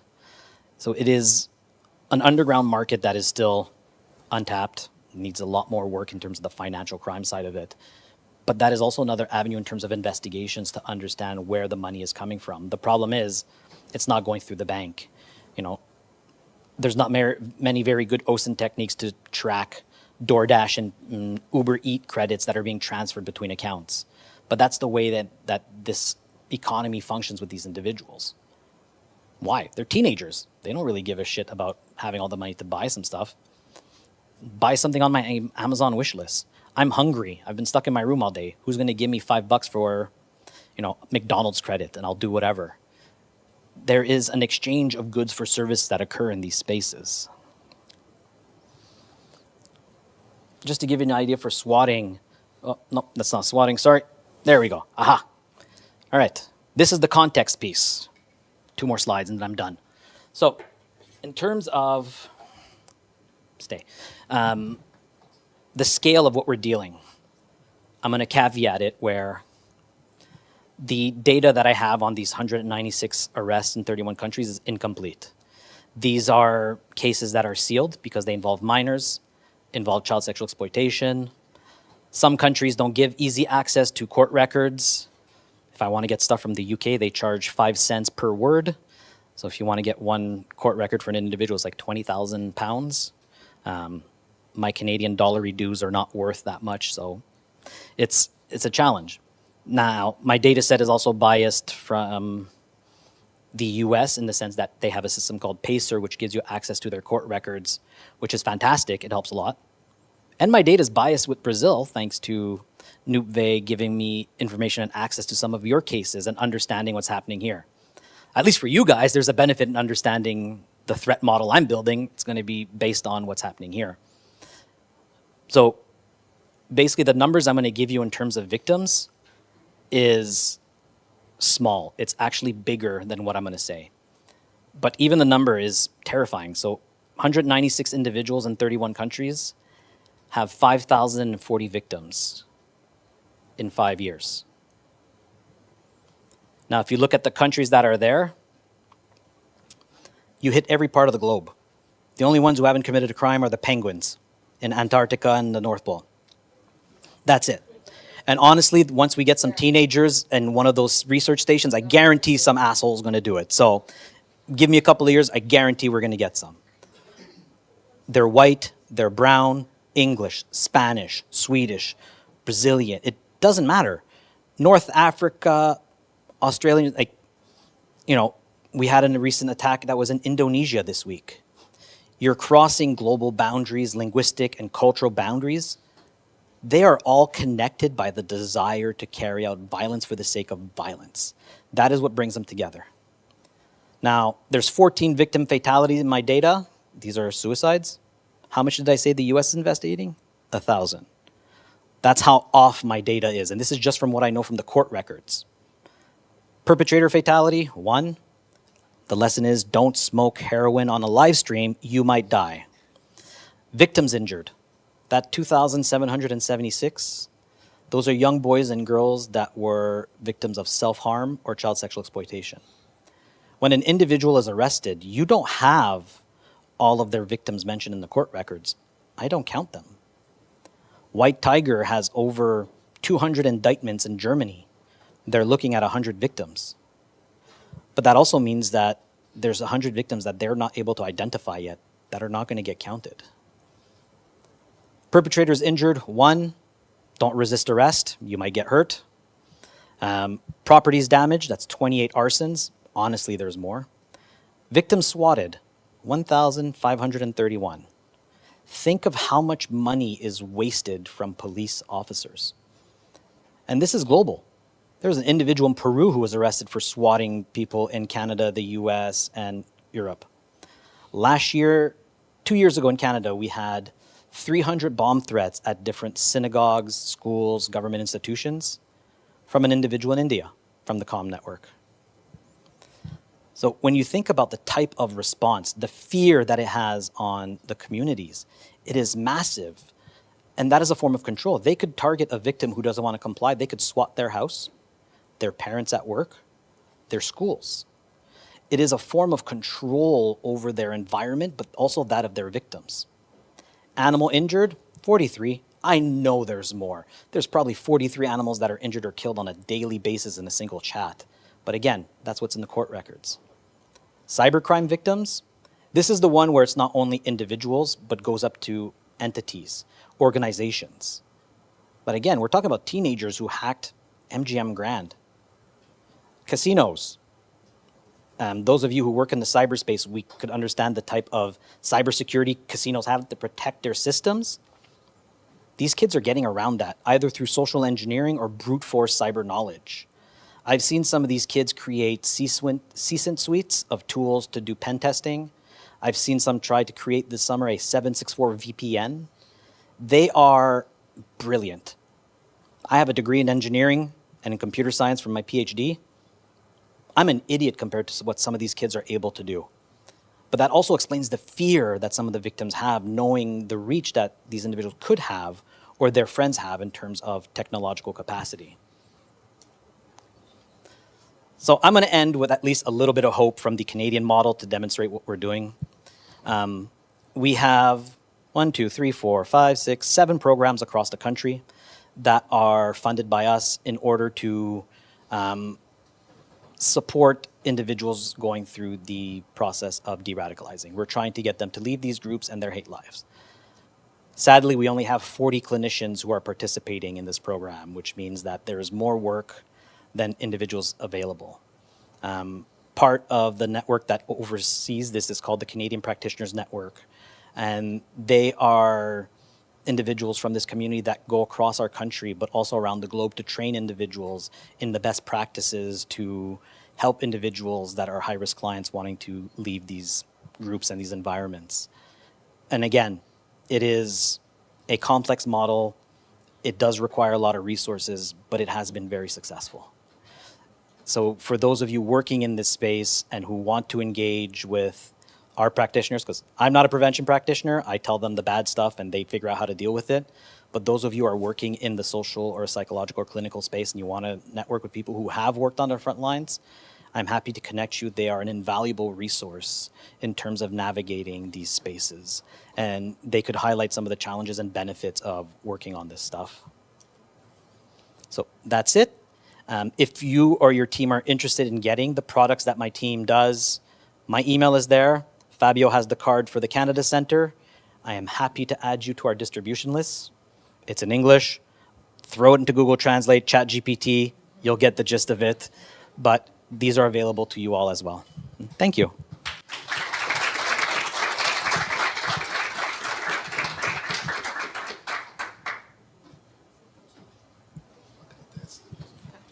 Muito obrigada pelas palavras. Acredito que foi muito útil a todos nós, a generosidade do nosso palestrante em compartilhar todo esse enorme conhecimento dele. Eu abro para perguntas aqui.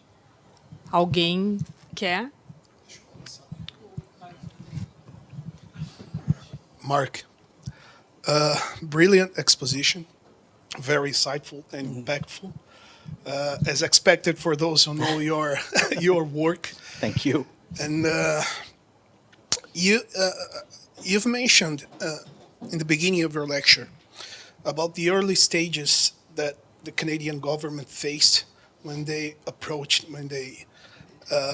attacked the problem of violent extremism.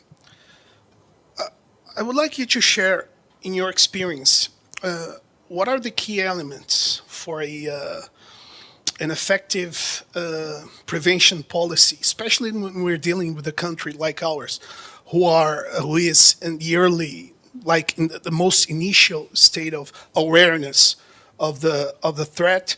We are dealing with our own problems with the concept of terrorism. Our law that statutes the terrorism concept is now under discussion nationwide with the problem in Rio de Janeiro. I don't know if you saw it. So what are the role, in your opinion, of law enforcement agencies, of the government as a whole, of the academics of the university world, and the question that Michele addressed, of the parents, of the families? You talked about the increase of reports coming from the families. What are your views? I would like you to address furthermore those issues, please. So in terms of our origins and how it started, 2017 was really about initial funding into research and understanding what options were available to address radicalization to violence. There was nothing out there really, so it was trying to find academics from different disciplines, social workers, clinicians, to get an idea of what was needed. But I think one of the key elements for the Canada Centre was in 2018, when the Government of Canada established its counterterrorism strategy, it was including prevention as one of the pillars. So we have 4 pillars to counterterrorism in our country, but the prevention one is what cemented our role within the apparatus. So when I'm talking that we work closely with law enforcement, but we are not law enforcement, is multi-agency collaboration is a key element of it. An example of the program in Toronto is probably one of the best at this, where Alberta too now with the comm network stuff, where the prevention centers are working closely with law enforcement, the Crown prosecutors, the juvenile justice system, to make sure that prevention is always an option as part of the process. So the RCMP could make referrals to our programs, and a lot of the offices now are aware of our programs, and instead of the arrest being the first option, they might make the assessment like, you know what, you're a good candidate to go through this program. You fit this. If you go and participate in a meaningful way with, our program in Toronto, our program in Alberta, then, we're not going to put these charges on you. You'll get a second chance. The other part is for those who are arrested on a peace bond or a terrorism bond, that's also part of the process, working with the Crowns to include this as a way of reducing the risk of violence, especially when we're dealing with minors where they're not going to get a long bond unless they're a very high risk. So having them participate in a program gives them support, will get them out of the ecosystems that are influencing them in a negative way, and give them other options. And it's really including that, public health approach and making sure it's a whole of society. Like I was saying, the nihilistic violent extremism definition involved law enforcement intel agencies, but my team as well, because we need to fit within the apparatus. Where are the avenues for prevention? And the important part there is, when we think about the RCMP, our police officers, they only get involved if there is a crime, something that meets the criminal code. That's a very small percent. For our intelligence agencies, they have to have reasonable grounds to suspect. In Canada, for CSIS, they have in their CSIS Act called 2C, and they have a 3-point test that you have to meet for them to go. That covers probably 5% of all national security threats. Now, if there's no prevention, that's it. That's the only thing that's being addressed. So with the work that my team is doing, which sucks in a way because we have the 95% to address, but a lot of that is what's called awful but lawful. It's the early warning signs to find mechanisms and tools to create these social safety nets, but also enhance the protective factors that minimize harms. And part of it is evidence-based science. Part of it is also a little bit of madness in the sense from the practitioners and their expertise in the field that'll dictate the functionalities there. But it's having these tools that are available and having this community approach, knowing that if something happens in Toronto, the RCMP, Toronto Police, York Regional Police, they know that they could turn to our estimated time of arrival program, and there is another option that's available to them. So it's integrating that, but part of it is it's been 10 years of education and failures and lessons learned where some of our programs were not having a good start. There were issues in the way that they were approaching, and it's having the resiliency. And part of it was we were lucky to have some key members in our team from government who've been there for years that were able to navigate the politics at a higher level to make sure that the funding kept coming and to demonstrate value. So it's always a challenge. And even now, Canada's under an austerity government and we're asked to do cuts. Are they going to come and cut some of the work we're doing? We hope not. But it's always this navigation of trying to demonstrate your value. And that is the other one, is having a robust system to track the work that you're doing and have these measurements and evaluations that you could go back and say, hey, it's effective. It's doing A, B, C. It's reducing these types of harms. It's saving this much money. It's whatever you need. Now, you are at your point where you're talking about creating these legislations. So it's who do you have within your government that could be the champion to talk about including prevention as one of those pillars? And it's a challenge. Not many countries have prevention as part of any pillar for countering terrorism. So, it's something that is difficult to overcome. But I think it's one that's important, and looking at some of the lessons learned from Canada is probably one way to do it. And as I've offered to the NUPVE team also, I'm only one aspect of prevention in Canada. We have a whole larger team that could offer insight and experience to help with the process that you guys are going through. So part of it is also opening up these dialogues and understanding where it is. And then the job for you guys is translating what you learn and fitting it to your own specific political context. Because again, some things might not be possible in the Brazilian context. Some things might have to be different because you have this different socio-political dynamics that will impact your at-risk populations differently than in Canada. And these are all things that you need to keep in mind. Our rural areas, yes, are very broad, but yours are also very broad as well, and they're different in terms of these dynamics. You have different challenges in terms of poverty as well than we do. There are different dynamics in your poor communities and the risks there. There are different capacities for your government to be active in those spaces.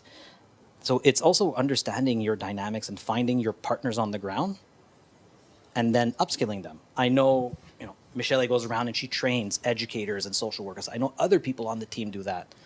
You need to nurture and build that because it takes time to educate and raise awareness. And again, that's not the sexy mission. We need to spend X amount of dollar, put people on a plane or a bus and go train people. But it's over time, those relationships, being able to track 4 years later.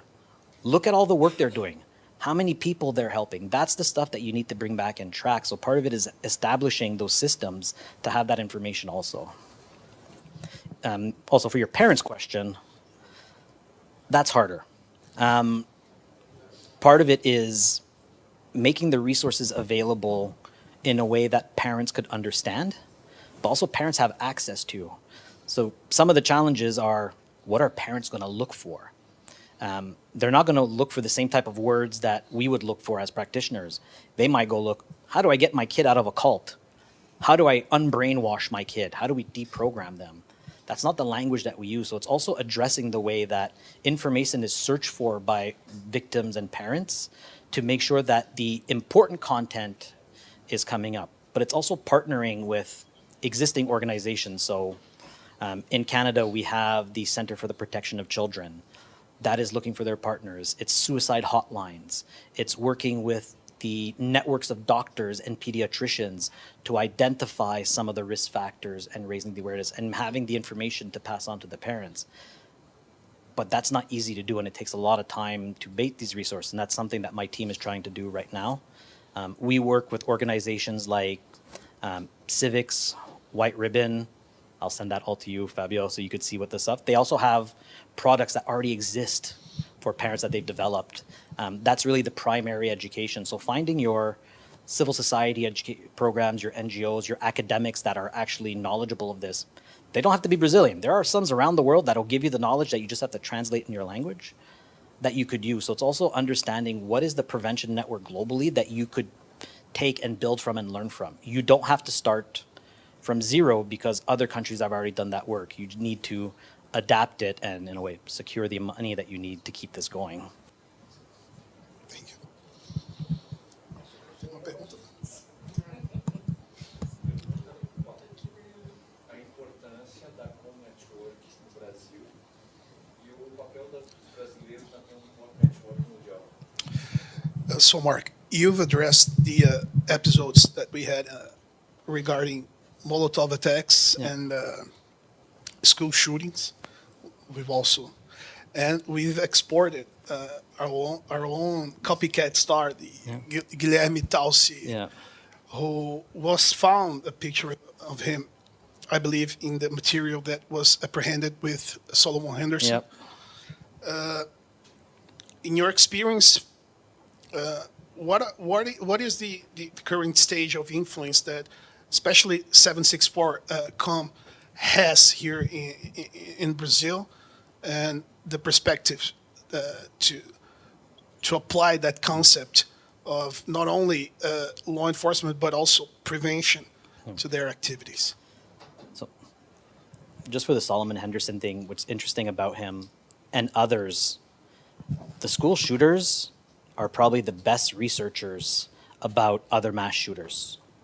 Like, if you look at Solomon Henderson, the pictures he had on his drive, he posed the same way as every other school shooter, about 100 of them globally. Not only Brazil, some very unknown Italian shooters, some Slavic shooters, some from Singapore. So their knowledge is quite deep. And that's important because that connection to the wider community of hate is what leads to the ideation and the desire to replicate these type of attacks. And you see it in the way that they write on their firearms and try to honor those who came before them. In terms of the comm network stuff, I think part of it is was an export from the US to the world. But at the point we are, what I've seen is Brazil has accelerated more than the rest of the world. And I've been saying this for the past 2 years, that other countries need to look at Brazil as what the threat could be in their own countries, because you guys are ahead of the curve in a sad way about how extreme and sadistic some of the kids have gotten, but also the sophistication in terms of what they're doing. So in terms of what you guys are facing, it's extremely challenging because a lot of these individuals are very further down this pathway of radicalization where there is no real experience in terms of de-escalating them. And again, you don't necessarily have all the systems in place to work on that. So it does give them free reign. You also have a lot more people in your country than I have or other countries have, right? So there is a scale there. But what's interesting is how these groups that, they should only be in Portuguese. No, they're mixing in with English groups. They're mixing in with Cyrillic groups. The same way that maniac culture broke into the Anglosphere in 2021 with some of the content that was being translated in English, we're seeing these same Brazilian groups, in a way, breaking into the Anglosphere of the comm network. And their content is regularly shared and, there is a sense of popularity for a lot of these actors. If you look at what they call the COM Hall of Fame, all the top individuals who are active in these spaces, for those of you who monitor your space here, you're going to recognize a lot of your own perpetrators in these lists. So even within the wider network, they are recognized. But the COM network, as I was saying, it's global. They don't really care about boundaries. They're looking for peers that want to participate in the same activities they are. So you're going to see individuals from Brazilian groups just join other groups because they're as notorious.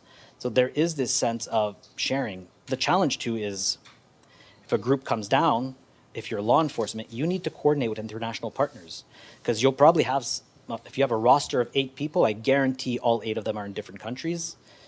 Sometimes you'll have some of them that know each other in real life that'll be close to each other. But that means you need coordination with your international partners. Internally, depending on the crime, you might need to coordinate with cybercrime, special victims or child sexual exploitation, your terrorism teams. So it's also changing the way that you build these relationships. When I was in the UK this summer, I was at the National Crime Agency, and for the first time, we had the heads of cybercrime, child sexual exploitation, and terrorism sitting in a room together talking about a single threat. That highlights the challenge, but the importance of coordinating between law enforcement agencies and international partners. Just now you mentioned, I was about to ask you, your views on the current scenario of international cooperation between agencies and government. Canada, we know, is part of the Five Eye Alliance, I believe. Do you consider that also a crucial factor to strengthen the fight against this phenomena? I mean, Five Eyes, 12 Eyes, 14 Eyes, Europol, all of those networks are crucial. I mean, Five Eyes already has policies and legislation and, legal agreements to share information. That's already part of the work done in terms of getting information across borders. Europol is playing a massive role coordinating across countries, but also bringing in non-European partners together. So existing international organizations that are combating terrorism and violent extremism are important to leverage at this time. But it's not only those involved in terrorism, it's those working on child sexual exploitation and those working on cybercrime. So it's bringing the different teams from these multilateral organizations together that are going to be crucial. And at times, it's not only the official groups, like we have Five Eyes Plus, G7 Plus.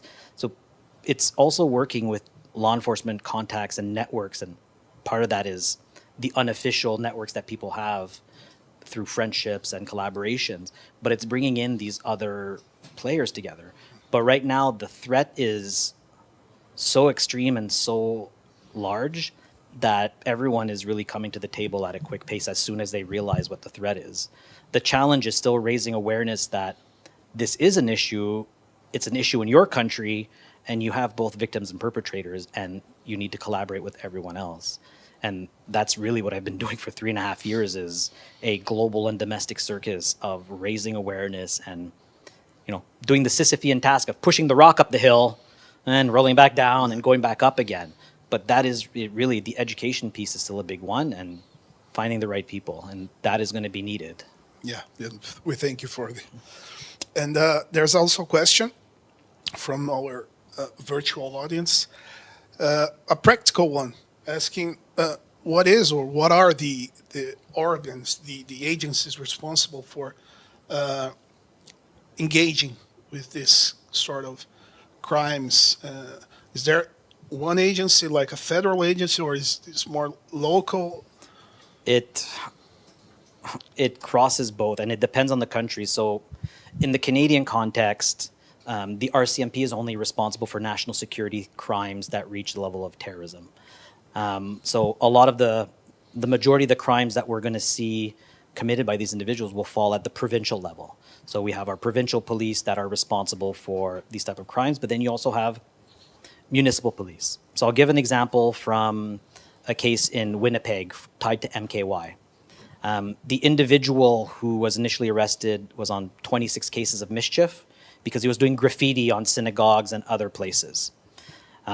The chief of police from Winnipeg came to a presentation I did, and I spoke at length about maniac murder cult, and she clicked what MKY meant in the graffiti that the individual was doing. So that went from Winnipeg police to the provincial police. They arrested the individual, they did the interview, and then, oh, well, MKY is a listed terrorist group in the UK. Well, now that's going to the RCMP. So part of it is the information sharing mechanisms, but within our context, it'll depend. If it's child sexual exploitation, it might still be the RCMP, but it'll be a different unit. So those are our ICE teams that are responsible for that. For terrorism, it's called INSET, or Integrated National Security Threat Assessment Teams.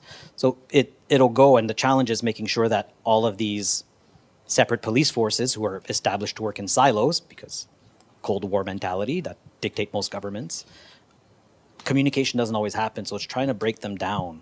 So there is no real central authority, but rather it's trying to build task force or, different teams that are responsible in communicating with it. But it also depends on the roles. Like my team is responsible more on the education and awareness and prevention.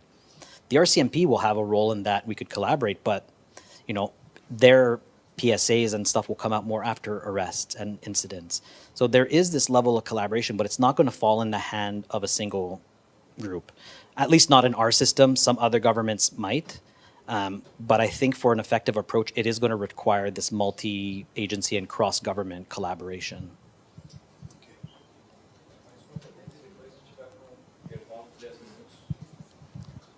Tem mais uma pergunta aqui da... You've mentioned how widespread this phenomenon is and how diverse the perpetrators are regarding their backgrounds, ethnicities, socioeconomic contexts, etc. I'm interested to know if you've found any relation to hate speech in politics or public authorities and the number of episodes in a certain geographical area, space, or country. For the comm network, not really. I mean, again, these are minors who don't have any political capacity, they can't vote, and their nihilism really drives them to this worldview where there is no political solution already. Now, stuff like the assassination of Charlie Kirk and that whole political fallout, that'll get them in the sense of how, one, mostly the gory shooting and the videos around that gave them some interest in politics, but going from working on stuff like QAnon where politics was driving everything, most of these kids don't care. Like stuff like the Palestine-Israel conflict is a meme for them rather than any meaningful dichotomy of choosing a side. The Russian-Ukraine conflict, they don't care beyond bodies on the ground that they could include in their edits. So for them, the political dynamics is rarely a type of driving factor, unless they want to say, Jordan Patton wanted to target a Labour MP. Again, that is driven by, I would get more popularity by killing an elected official rather than that individual being my specific target for political reasons. So it's more like layers, like Yeah. a rep, and to what you said about violence being what drives them. Exactly. And the political stuff like ideology is just an extra layer or bonus that could add to the attention they were going to get, but it's not the main driving point. Okay, thank you very much.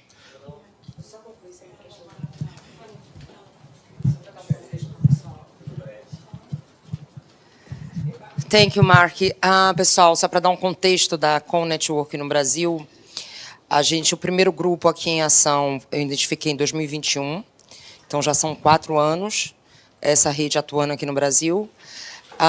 Já foram mais de 100 operações, só que elas não são centralizadas. Tá?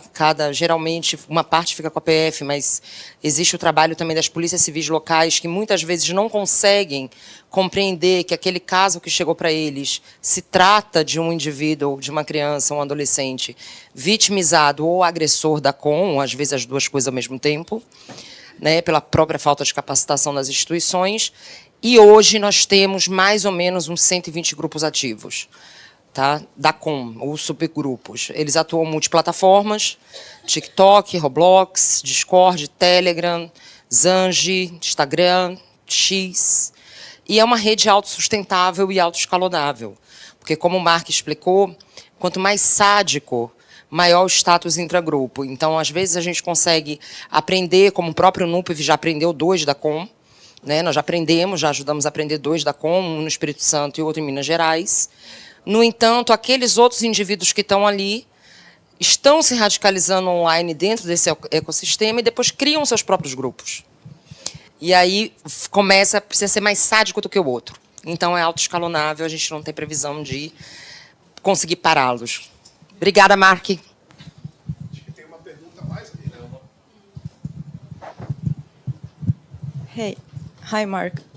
Thanks for your presentation, first of all. So I have 2 questions. They might be a little bit silly, sorry, but it's the first time that I'm actually watching a presentation about the matter. So, do only teenagers commit those acts of violence? Like, can we detect grown-up adults in our workplace, for example, that also commit this type of violence? And the second question is there a reason why the Canadian program does not aim, at least in the first steps, to combat ideologies, but focus more on preventing acts of violence? Thank you. So I'll do the second question first. We just take an ideological agnostic approach because our interest is preventing violence writ large. So it doesn't really matter what an individual believes in. If they're willing to carry out an act of violence, that's something we have to prevent.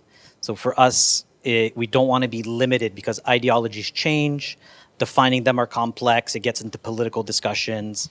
And the idea is for us to have a program that is usable and applicable no matter what color of government comes in. So in that sense, violence will always be a standard metric for us to use, and it makes us more effective in the work we try to do for prevention. In terms of adults, 95% of the individuals arrested are minors. Those who are adults fit 2 categories where they were minors and they became adults over their time in these groups, or they were some of the original individuals who created the group and those were adults. Now, there are some exceptions like Richard Dedsmore, who was 37, ran sewer, he was known as Rabbit Online. He was the exception, but it was the quality of his work and the popularity of his content that kept him in there. But most adults are going to be called out and are going to be forced out, and they're going to be targeted by the entire community to push them out of these spaces. The same thing for pedophiles who come in and try to get a lot of the content, they're going to be called out and bullied. This is really a community that is created and moderated by minors.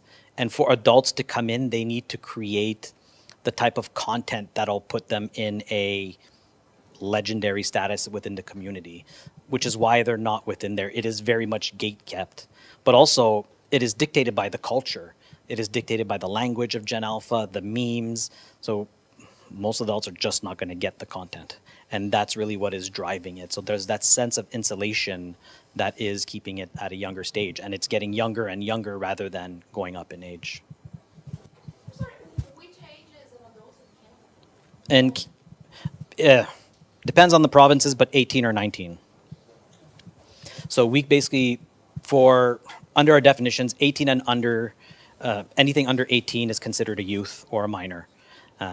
You could vote at the age of 18 across the country. The 19 is buying alcohol, cigarettes, gambling, that type of stuff.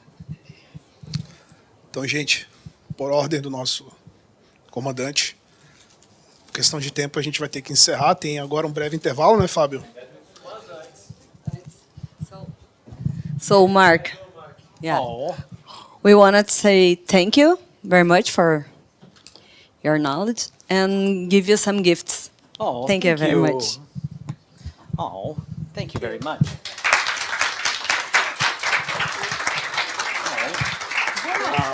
Oh, perfect. And a t-shirt. My own NUPVE shirt? Yeah. Yes. Thank you. As an honorary my new- member. This is my new Can I- research. can Yes, I yes. open? My new research shirt. I'm going to put that in my hoodie on top when I'm researching now. Yeah. No, I'm serious. This is being worn by me while I do work. Whew. Nice. See? So is this like my football jersey? That's how it works now? Yeah. Então, boa tarde a todos. Retomando aqui, então, o nosso seminário, agradecendo também a presença de todos que estão online, que estão aqui presentes. Então, agora, nesse segundo momento, vamos ouvir o Leonardo Moser Vissoky, formado em Psicologia pela PUC do Rio Grande do Sul, onde pesquisou a influência moral e o bullying no fenômeno dos school shootings no Brasil, com especialização em gestão de crises e emergências pela Universidade de Tel Aviv. Em Israel, atualmente, é gerente de segurança da Federação Israelita do Rio Grande do Sul e sócio do grupo Magav Segurança Estratégica. Leonardo, a palavra está contigo. Muito obrigado. Eu que agradeço, Leonardo, meu xará. Queria agradecer aí o pessoal do NUPVE pela oportunidade de estar aqui conversando. E antes de começar, para não esquecer, eu vi o Marc recebendo uma camiseta, então vou já deixar em aberto para o Fábio, tem todo o tempo da palestra, para no final depois receber a minha também. Mas tu tá mais perto. Não, brincadeiras à parte, não podia deixar passar essa. Eu queria agradecer a oportunidade de estar aqui conversando com vocês. Também queria já alinhar expectativas. A gente teve uma palestra de altíssimo nível aí com o Marc, foi super importante, mas não é sobre isso que eu quero alinhar a expectativa, é principalmente com o design dos slides, que ele está de parabéns, todos muito bonitos. Não é tanto o meu caso, mas vou fazer o possível para poder trazer para vocês o conteúdo da melhor forma possível. A ideia é que a gente possa entender hoje como o antissemitismo ele se comunica com essa ideia de radicalização, e a gente vai ver, eu estava até comentando com a Ana um pouco no intervalo, que mesmo sem combinar com o Marc, em alguns momentos da apresentação dele, ele citou a questão das sinagogas no Canadá, ele citou a questão do judaísmo no Canadá e como muitas vezes são atacados. Então, eu achei importante trazer para vocês como o antissemitismo hoje ele é um pilar que ajuda a estruturar o que é o processo de radicalização. Então, para a gente começar, queria trazer para vocês o que é o antissemitismo hoje. O antissemitismo hoje nada mais é, e como ele se expressa através de um ódio, discriminação e violência sistemática contra o povo judeu. E tem 3 elementos principais que se comunicam. Na verdade, só de uma forma didática a gente separa em 3, mas todos eles se retroalimentam. Então, o primeiro, que acredita que os judeus separados no mundo têm uma conspiração global. Então, quero dizer para vocês, como judeu aqui, ou não me contaram desse plano, ou esse plano ainda não existe. Então, essa é a primeira coisa. Segunda, um dominador do poder político e financeiro. Então, pensa como um conspirador que quer tomar o poder em vários lugares, não só na esfera política, mas também na esfera financeira, e principalmente um conceito que a gente vê dentro desses âmbitos mais radicais, são degeneradores da ordem social. Então, os judeus aparecem muitas vezes na história, e aqui a gente vai fazer alguns recortes, de como responsáveis por acabar com o bem-estar social. Então, algumas das coisas que também o Marc trouxe, talvez a gente vai estar nomeando aqui, alguns outros conceitos que eu sei que o pessoal do NUPVE trabalha bastante, então talvez algumas coisas aqui a gente possa passar um pouco mais rápido. Primeiro de todos, em relação à janela de Overton, quem aqui já ouviu falar? Levanta a mão. Pelo menos alguma vez? Sim? Perfeito. Então, de uma forma bem resumida, nada mais é do que mostrar para as pessoas o que é aceito socialmente ou o que está à margem e ainda não aceito. Então, talvez um exemplo que não seja do antissemitismo, mas que pode ser utilizado aqui também, é em relação à violência da mulher. Então, por muito tempo, a gente ouvia aquela frase que em briga de marido e mulher ninguém mete a colher, certo? Hoje, a gente sabe que isso não está certo e nem um pouco certo, que sim, tem casos de violência, sim, nós como sociedade temos que responder. Então, não está dentro do que é aceito pela sociedade. E, por outro lado, a gente vê casos em que coisas que antes não eram tão bem aceitas, agora são. Como as pessoas podem amplamente chegar nas redes sociais e dizer que os judeus são isso ou os judeus são aquilo. Antigamente, Então, pós-Holocausto, isso não era aceito, e aqui a gente vai falar um pouco como isso muitas vezes aparece de uma forma mascarada e quais tipos de estratégias eles utilizam para isso. O segundo conceito que é bem importante, eu acho que o Marc trouxe ele muito bem e até passou em 4 fases diferentes, é a toca do coelho da radicalização, que nada mais é que um processo em que a gente começa, que nem ele falou, seja consumindo esses conteúdos. A partir de consumir esses conteúdos, a gente começa a criar em cima disso, e não só criar, como pertencer a uma comunidade, até que a partir disso a gente sente a necessidade de partir para o ato. Digo isso está baseado também no princípio de prazer, né? Cada vez mais esses jovens, esses adolescentes, até os adultos, eles vão acreditando que o que eles estão vendo perde o sentido e já não é mais tão prazeroso como era antes, e eles buscam coisas que ainda deem prazer. Então a gente acaba vendo isso muito, muito mesmo na parte da radicalização. Os apitos de cachorro, que são formas de atrair, o Marc até deu esse exemplo, né? Quando no White Power o pessoal fazia aquele ok. Então são formas que esses grupos têm de comunicar alguma coisa, mas que não seja de uma forma explícita. E aí aqui a gente está falando da importância de se sentirem parte de um grupo. Isso do apito de cachorro nada mais é do que chamar a atenção das pessoas que pertencem a esse grupo. Outro conceito que é extremamente relevante para o que a gente está falando hoje é a teoria da ferradura. Então, por muito tempo, né, a gente sempre dividiu em uma linha reta o que é a esquerda e o que é a direita, e essa teoria que foi elaborada em 1990 fala que esses extremos, muitas vezes, eles se encontram. Então, quando a gente fala de uma direita extrema e de uma esquerda radical, a gente está falando que, em algum aspecto, elas se encontram. Então, a gente vê a questão do autoritarismo, e eu quero trazer para vocês que, infelizmente, dentro desses extremos, o antissemitismo é uma prática muito comum. Extremismo buffet de salada. Eu vou usar um exemplo aqui de Porto Alegre, mais especificamente de Canoas, para falar sobre esse conceito. Então, nada mais é do que a gente entender que, atualmente, o que mais acontece são ideologias rasas. Então, não é um estudo aprofundado de cada ideologia, e esses jovens, na sua maioria, buscam um pouco de cada ideologia. Não sei se vocês lembram de um trabalho que aconteceu no início desse ano. Na verdade, a operação aconteceu em 2024, foi divulgada em 2025. Um rapaz aqui de Porto Alegre, na verdade, residente em Canoas, tinha residência em Porto Alegre também, ele foi preso por estar postando abertamente coisas do Estado Islâmico, por estar postando coisas antissemitas. Foram investigar quem era esse rapaz. No corpo dele, ele tinha tatuagens tanto extremistas religiosas muçulmanas, quanto nazistas, quanto satanistas. Então, talvez ele seja um exemplo claro do que seria esse extremismo buffet de salada, onde o cara simplesmente lê meia dúzia de parágrafos de um assunto determinado e, a partir disso, ele pega o que lhe interessa. Então, ele não tem a compreensão de que a ideia de cada um dos fenômenos é algo mais amplo, mas ele diz, bom, gostei dessa parte aqui, que são os símbolos que fazem parte do satanismo. Mas, ao mesmo tempo, eu acho interessante, não gostar de judeu é algo que parece verdadeiro para mim. E assim ele vai juntando várias ideologias, formando esse buffet de salada. O niilismo violento, com certeza, já tivemos uma aula antes disso, não vou me aprofundar nisso, mas também falamos sobre o aceleracionismo. E o Brasil, né, até o nosso outro palestrante, o Marc, falou sobre isso. O aceleracionismo nada mais é do que quando te dá conta que a sociedade não tem valor e que tudo aquilo que a gente preconiza, sejam os valores da família tradicional, dentro do que cada grupo entende, então qual é o nosso objetivo? Acabar com a sociedade como um todo o mais rápido possível. Inclusive, tinha um grupo aceleracionista aqui no Brasil que um dos objetivos que eles tinham era atacar a estação de Angra, a usina nuclear, e, a partir disso, acabar com o Brasil. Então, para vocês entenderem um pouco do que é esse conceito de aceleracionismo. E temos também a grande substituição. Para quem estava atento na palestra do Marc, vocês ouviram em algum outro momento essa terminologia? A grande substituição? Isso, obrigado, Fábio.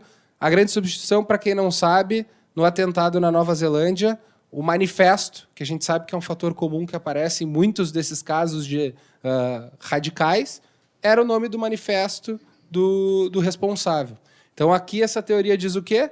Que existem pessoas que são pertencentes, e as donas, então as locais, e vêm as pessoas de fora e tomam conta disso. Então, sejam os imigrantes, seja, por exemplo, no caso da Nova Zelândia, então os brancos da Nova Zelândia tinham direito ao seu espaço, vieram os imigrantes e tiraram tudo deles. Então, essas são algumas das coisas que a gente vai estar trabalhando aqui hoje. Falando do antissemitismo, pontualmente agora, então, só para vocês terem uma ideia, saiu um estudo mostrando que o aumento no mundo foi de 340%. Então, a gente está falando de números muito, muito expressivos. Isso a gente está falando de 2002 e 2024. Então, a gente sabe, e isso é notório, que depois de 2023, depois do 7 de outubro, e a gente vai se aprofundar um pouco mais isso na frente, houve um aumento expressivo. 68% dos judeus foram alvo de crimes. Então, imaginem o seguinte, em 2023, tiveram vários crimes nos Estados Unidos relacionados à intolerância e ódio religioso. 68% deles foram realizados contra judeus. Isso, de novo, né, o primeiro a gente está falando da organização sionista, então podem dizer que tem algum tipo de viés, mas o segundo são números do FBI. Então, de novo, né, a gente está trazendo fontes também abertas. E para vocês terem uma noção, só no Brasil, então a gente está falando, bom, será que o antissemitismo ele existe no Brasil? Como é que ele se expressa? Só no Brasil, em 2024, a CONIB anualmente faz um relatório de antissemitismo em que eles coletam todas as informações, estados por estados, e a partir disso lançam um relatório para a parceria com forças públicas de segurança e para pensar em estratégias conjuntas de combate. Só no ano de 2024 foram 1.788 casos, isso tanto em online ou plataformas, na verdade, offline, na vida real, como também online, seja através de postagem em lugares específicos, seja Instagram, X, tudo que entra como denúncia. Não só para as forças públicas de segurança, mas também para a CONIB, a gente sabe que muitos dos casos são subnotificados. Então, tem várias pessoas da comunidade que sofrem com situações pontuais e acabam não trazendo elas, seja para as forças públicas de segurança ou seja para dentro da comunidade. Então, a gente sabe que, infelizmente, esse número é maior ainda. E o número que, na verdade, me assusta e que mais de verdade me incomoda é que 78% dos judeus escondem sua identidade religiosa nas universidades pelo mundo. Então, estou dizendo para vocês que quase 8 em cada 10 judeus, quando estudam numa universidade, não se sentem confortáveis em dizer que são judeus. Isso, para mim, é um dado extremamente alarmante. Mostra que, de novo, estamos falando de sociedades democráticas, estamos falando de locais onde constroem pessoas mais esclarecidas. Nesses locais, as pessoas não têm o direito de dizer que são da crença judaica. E aqui a gente vai poder trazer para vocês algumas das formas que esse antissemitismo aparece, mas, que nem eu falei, esse, para mim, é um dos dados que mais me assusta. Então, a gente sabe que, desde 2023, sempre foi uma realidade o conflito entre a Palestina e Israel, desde a criação do Estado de Israel. Eu, em 2014, estive em Israel, morando em Israel, e uma das maiores operações, fora a operação que teve agora, após 7 de outubro, foi em 2014. Então, infelizmente, a gente sabe que é uma realidade a guerra lá, mas eu queria trazer, pós-2023, algumas das coisas que surgiram. Primeira coisa, a linha tênue entre criticar Israel e se tornar algo antissemita em cima disso. Primeiro, eu quero deixar muito claro que nem toda crítica a Israel é antissemitismo. Eu acho que estamos num momento em que a gente tem que falar sobre isso. Inclusive, ontem teve o lançamento oficial no congresso que teve na CONIB de um material que vai ser extremamente importante, que eu vou falar mais na frente, que é decodificando o antissemitismo. Então, divide em alguns tropos, mas mais para frente eu vou falar sobre isso. Então, de novo, essa linha tênue entre criticar o que é uma postura de Estado, o que Israel faz, e relacionar isso com a vida judaica. De novo, essa questão de culpabilizar, de certa forma, os judeus pelo que acontece em Israel. Eu não sei quanto a vocês, mas eu vi várias vezes pessoas postando como é que os judeus não se desculpam pelo que acontece em Israel. E aí eu faço um paralelo para vocês aqui. Alguém aqui tem cidadania italiana? Sim, algumas pessoas daqui. Então, agora imaginem o contrário. Vocês sabem que na Itália muitas vezes acontece de estarem indo atrás de pessoas que não têm visto por algum motivo. Imaginem agora toda a população cobrar dos imigrantes italianos ou pessoas que gostam da Itália que elas se posicionem contra isso que acontece. Então, é muito importante que a gente marque que isso é uma das coisas que a gente considera esse antissemitismo. A instrumentalização política, eu acho que está bem claro e bem evidente, principalmente quando a gente fala dos partidos da esquerda radical. Então, a gente vê, por exemplo, aqui tem um exemplo claro disso.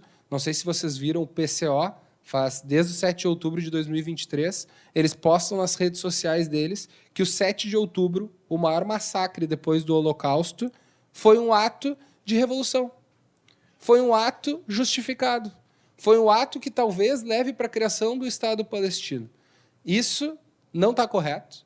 Primeiro porque a probabilidade de criar depois do 7 de outubro diminuiu muito. Se você for olhar as pesquisas dentro de Israel, antes do 7 de outubro havia uma aceitação da criação do Estado palestino e pós 7 de outubro isso diminuiu drasticamente. Outra coisa é que o terrorismo ele não pode ser justificado dessa forma. Eu acho que como sociedade tem linhas que a gente não pode falar, não pode passar. Eu acho que o Marc foi muito feliz falando nisso em relação à pedofilia. A pedofilia é algo que em qualquer lugar do mundo que tu falar sobre isso, todo mundo vai ter claro que essa é uma linha que não pode ser passada. E eu acredito que, como sociedade, essa deveria ser outra linha que a gente não poderia passar quando a gente justifica atentados terroristas dessa forma. Então, para quem não sabe, os atentados terroristas do 7 de outubro entraram em Israel durante uma festividade judaica, então, durante um ano novo, como a gente está aqui, estupraram, mataram e sequestraram pessoas. Isso foi o que aconteceu no 7 de outubro. Isso em nenhum espaço pode ser visto como um ato de revolução. Isso tem que ser visto como ele é, como um ato de terrorismo.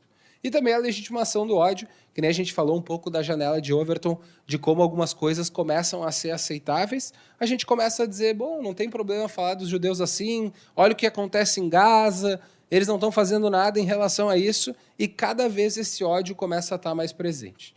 E aqui, quando a gente fala, né, do buffet de salada e como essas coisas se misturam, alguns dos exemplos, isso aqui são fruto de algumas das operações feitas pelas Forças Públicas de Segurança. Então, aqui um rapaz, provavelmente do Rio Grande do Sul, com o rosto de Hitler, ali com uma escrita em árabe, escrito Lova lá, então, buffet de salada. E a mesma coisa, essa mistura em relação ao nazismo, escrito ali em cima, algo relacionado com o Sul é o meu país. Então, a gente pega, né, ideologias ali de uma extrema-direita e se relacionam diretamente com esse extremismo religioso. Aqui, pessoal, fiquem tranquilos, eu não vou ler todas essas letras miúdas, mas é o que eu falei para vocês em relação a um trabalho exemplar que está sendo feito na CONIB. Eles estão fazendo um material muito completo, decifrando, né, a ideia que eles possam trazer não só o que, como comunidade, a gente considera antissemitismo, mas também o que são discursos legítimos. Que eu acho que isso faz muita falta, às vezes, quando a gente está no âmbito de discussão, que nem eu falei para vocês, questionar e ter dúvidas se a abordagem militar de Israel está certa ou está errada, é algo que a gente pode fazer. Culpabilizar pessoas da comunidade judaica de Porto Alegre por conta disso, e até trago um caso, que talvez para vocês, não sei se chegou isso no público geral, mas nesse ano tivemos 2 manifestações em frente à Federação Israelita a favor da Palestina. Quero deixar claro, eu sou gerente de segurança da Federação Israelita, minha ligação hoje é com a comunidade judaica. A Federação Israelita não é um representante consular de Israel. Sim, existe um consulado de Israel no Brasil, ele está localizado em São Paulo. Atualmente não tem um embaixador em Israel, até pelas questões políticas aqui, mas a Federação Israelita nada mais é do que a representante da comunidade judaica. E aí, quando a gente fala de símbolos e um pouco do apito de cachorro, eu lembro que eu estava vendo essas publicações sobre uma manifestação na Federação Israelita e surgiu outra coisa que, para mim, é gravíssima. Surgiu em um desses posts uma pessoa com o nome Silvio Santos 88, e para quem estuda um pouco dessa linguagem entende que o Silvio Santos nada mais é do que a SS, 88 Heil Hitler, e essa pessoa em específico chamando pessoas e dizendo por que não fazemos uma manifestação na frente do Colégio Israelita Brasileiro. E aí eu pergunto para vocês, pessoas sensatas, tenho não só grandes amigos da vida, mas pessoas que eu conheço que têm seus filhos estudando no Colégio Israelita, pessoas não só da comunidade judaica, como pessoas externas da comunidade judaica, e eu pergunto para vocês se é justificado colocar pessoas se manifestando na frente de uma escola, porque, de novo, o Colégio Israelita não é um representante oficial. Houveram manifestações em São Paulo no consulado, e aí, de novo, né, podemos questionar os métodos, podemos questionar se fizeram coisas erradas, mas, querendo ou não, lá temos uma representação consular, e aí imaginem para os pais do colégio, que escolhem colocar seu filho no Colégio Israelita por ser uma educação de ponta, ouvir que talvez, um dia, quando eles estiverem buscando os filhos dele, vai ter uma manifestação. E eu falo que a manifestação em si não é o problema. Mas se a gente vai estudar um pouco como ocorrem as manifestações, a gente sabe que, infelizmente, a manifestação não é previsível.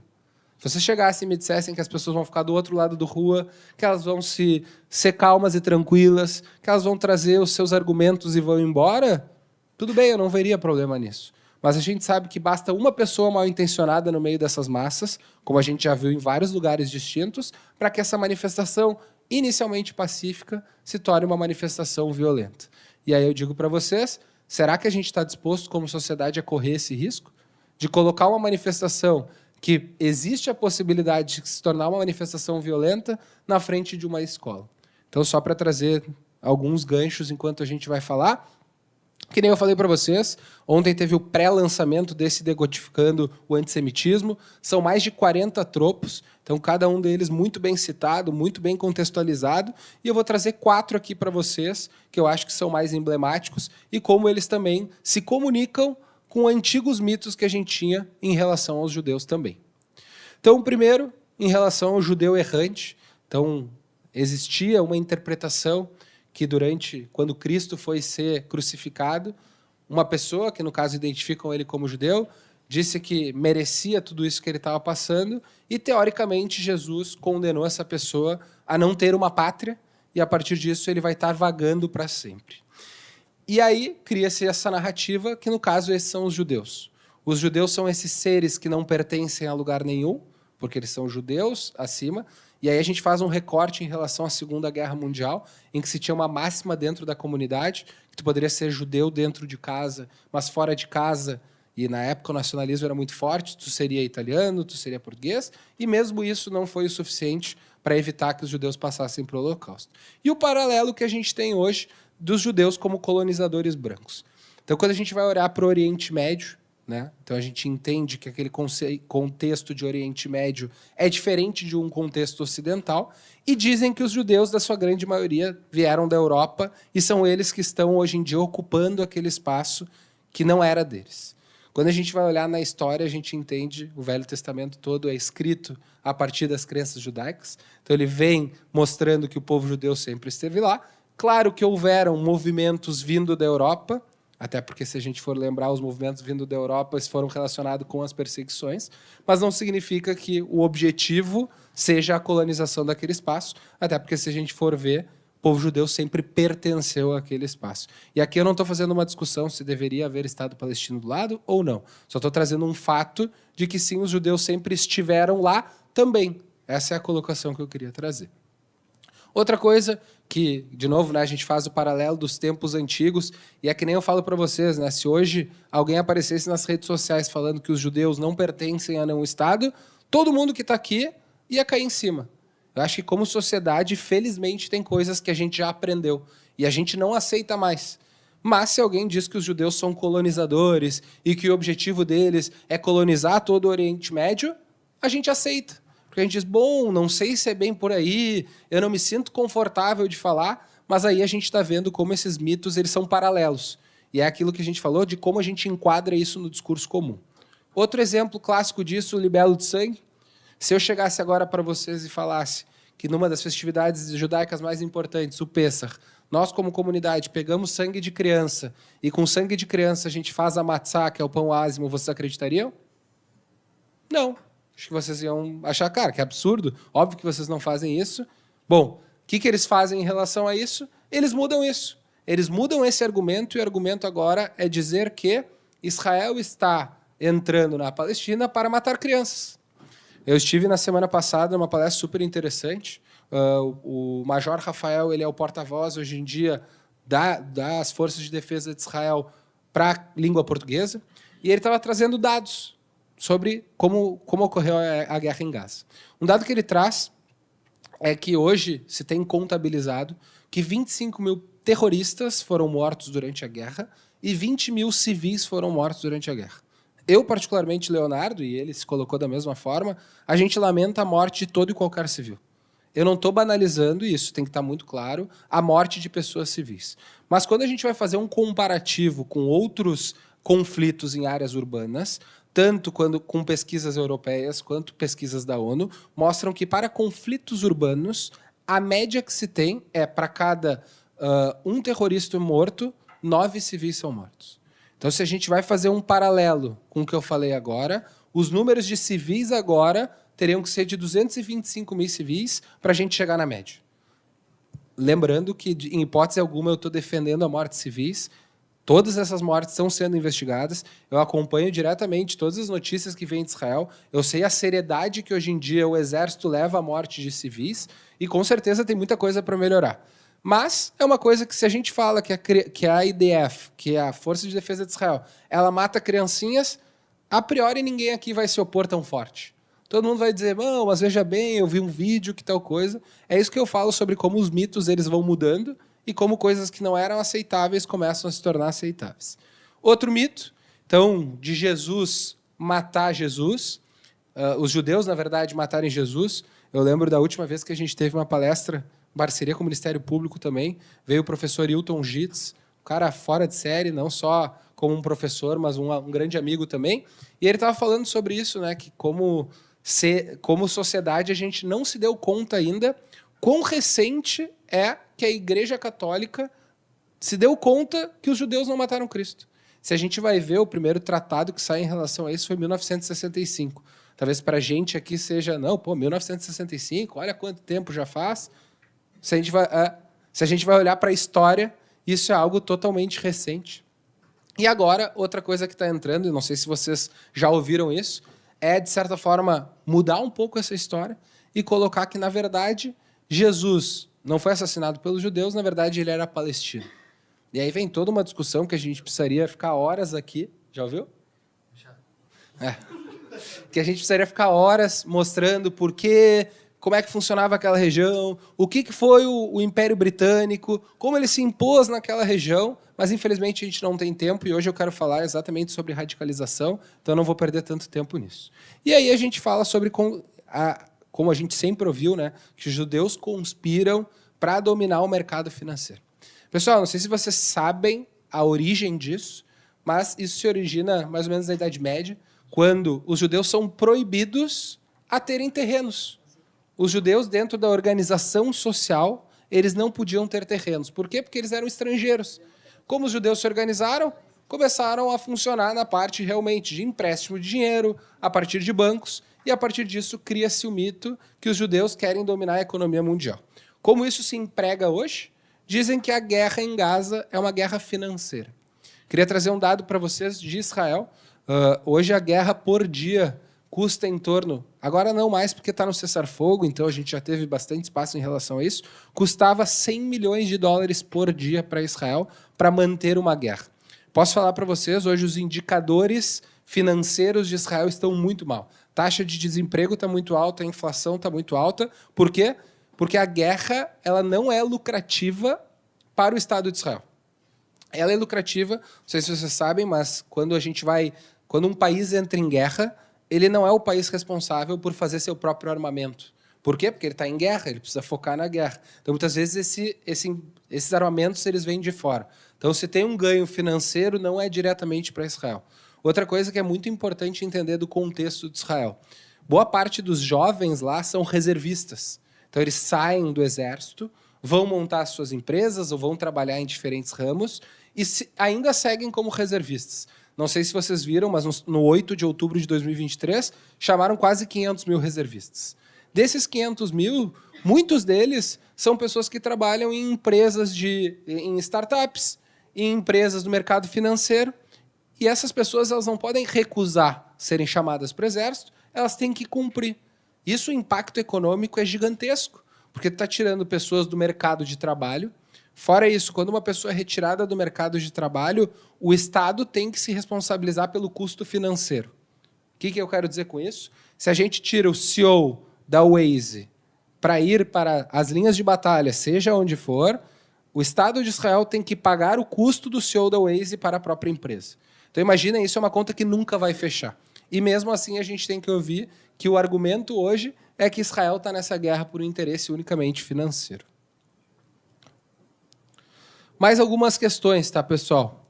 Então, a primeira, a gente já falou um pouco sobre isso, que é a gente trazer e trocar um pouco esses termos, então redefinir o Hamas como um grupo terrorista, como um grupo de resistência.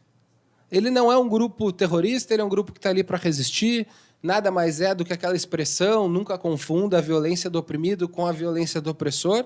Então a gente tira ele daquele espaço que ele deveria ser colocado. Isso quem fala não são só entidades internacionais, a gente vai falar um pouco sobre a nossa lei e essa dificuldade da gente enquadrar grupos terroristas. Se vocês forem ver, recentemente o Paraguai foi um país que enquadrou tanto o Hamas quanto o Hezbollah como grupos terroristas e está tendo resultados muito interessantes em relação a isso. Alteração também de acrônimos. Então, como a gente vê na questão da radicalização, eles mudam sinônimos, trocam palavras para que as coisas sejam aceitáveis. Então, a da IDF, eles colocam o IOF, que seriam Forças de Ocupação de Israel. Então, de novo, né, tentando tornar esse tipo de discurso algo aceitável. E um revisionismo histórico. Quantas pessoas aqui já ouviram que, principalmente, eu sei que o pessoal do Ministério Público tem trabalhado com as bandas neonazistas. Quantas dessas bandas neonazistas falam que o Holocausto não aconteceu? Ou que não é que ele não aconteceu, ele não foi bem isso que os judeus falaram. Em vez de terem morrido X, morreram Y. Em vez de terem ido atrás de judeus, na verdade, foram atrás de outras pessoas. E é o que a gente vê hoje, não só com o 7 de outubro. Então, no dia 8 de outubro, a gente tinha grupos dizendo que não era bem isso que aconteceu, que, na verdade, Israel não foi invadida, que, na verdade, foi uma invasão própria, que Israel estava matando seus próprios civis para legitimar uma entrada em Gaza, como também pessoas dizendo que existe um holocausto em Gaza.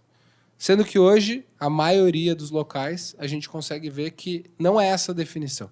Existem coisas ruins, existem coisas que deveriam ser cuidadas por e como, de novo, como sociedade que a gente precisa estar em cima, sim.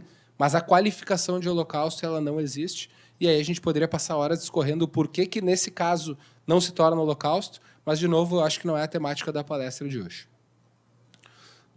Trouxe o exemplo aí dos sinais, que eu acho que aqui, e agora a gente está indo já para a parte de radicalização, fiz todo esse conceito mais do antissemitismo, mas eu acho que o Projeto Sinais aí tem feito um trabalho pioneiro no Rio Grande do Sul, não só no Rio Grande do Sul, né, até porque tem operações que passam das nossas fronteiras, mas realmente de conseguir, de certa forma, entender quais são esses aspectos de radicalização, e ainda mais trazendo grandes nomes, né? Marca um ótimo exemplo disso, pessoas de fora com conhecimento talvez mais avançado. Estava comentando com a Ana, pensa que esse estudo dele é muito mais longo do que o estudo que a gente tem aqui no Brasil, então isso dá muito mais ferramentas para ele de como enfrentar esse tipo de fenômeno e como a gente regula esse tipo de situação.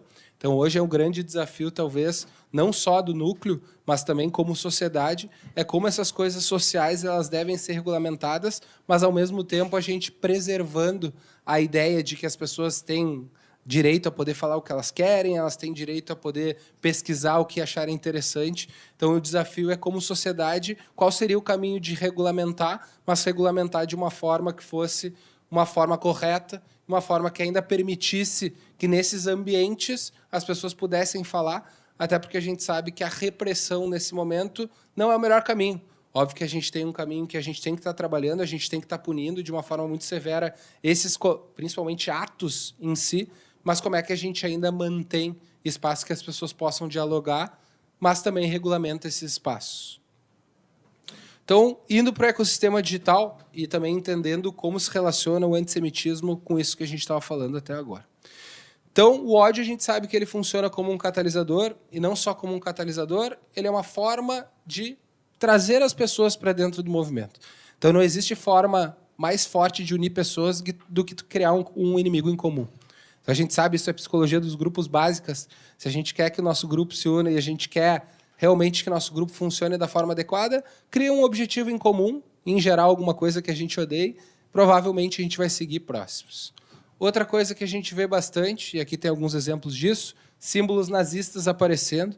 Então, se a gente for olhar, na maioria dos casos, não digo que apareça no ato em si, mas durante as investigações, me corrijam se eu estiver errado, sempre surge alguma coisa, sejam esses apitos de cachorro que eu comentei, o 88, o HH, ou diretamente uma suástica. E aí a gente volta para mais um desafio, que aí a gente pode comentar depois, mas, de novo, como a lei hoje ela é muito específica para falar sobre a cruz suástica, sobre a cruz de ferro, coisas específicas, e ela não abarca todo esse novo universo que a gente está vendo no mundo social. Então, muitas vezes, fica difícil quando a gente vai fazer a parte de enquadramento legal de tudo aquilo que a gente está vendo.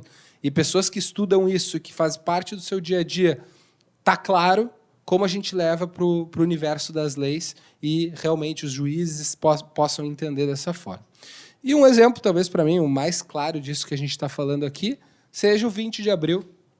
Todo mundo sabe que esse trabalho de 20 de abril ele tem que ser um trabalho permanente, não é um trabalho para a gente fazer um mês antes e terminou, e 20 de abril do ano que vem a gente começa a discutir de novo, mas a gente sabe que, querendo ou não, 20 de abril é uma data sensível, é a data que, querendo ou não, representa o aniversário de Hitler, então tem um peso muito grande. Se a gente for olhar alguns dos casos mais relevantes que a gente teve, também aconteceram no 20 de abril. E aqui alguns exemplos aqui de casos reais. Então, a gente tem o exemplo de Aracruz e de Montemor em cima. Então, ali, uma cruz suástica, o 88, o SS do lado, e Aracruz embaixo. Não só a questão do nazismo expressa, a máscara, como todo que ele utilizava para cometer o ataque. Então, o impacto real, né? Eu acho que a gente falou bastante do mundo virtual, para onde essas coisas levam, será que esses ataques acontecem? Vamos, talvez, fazer uma manifestação.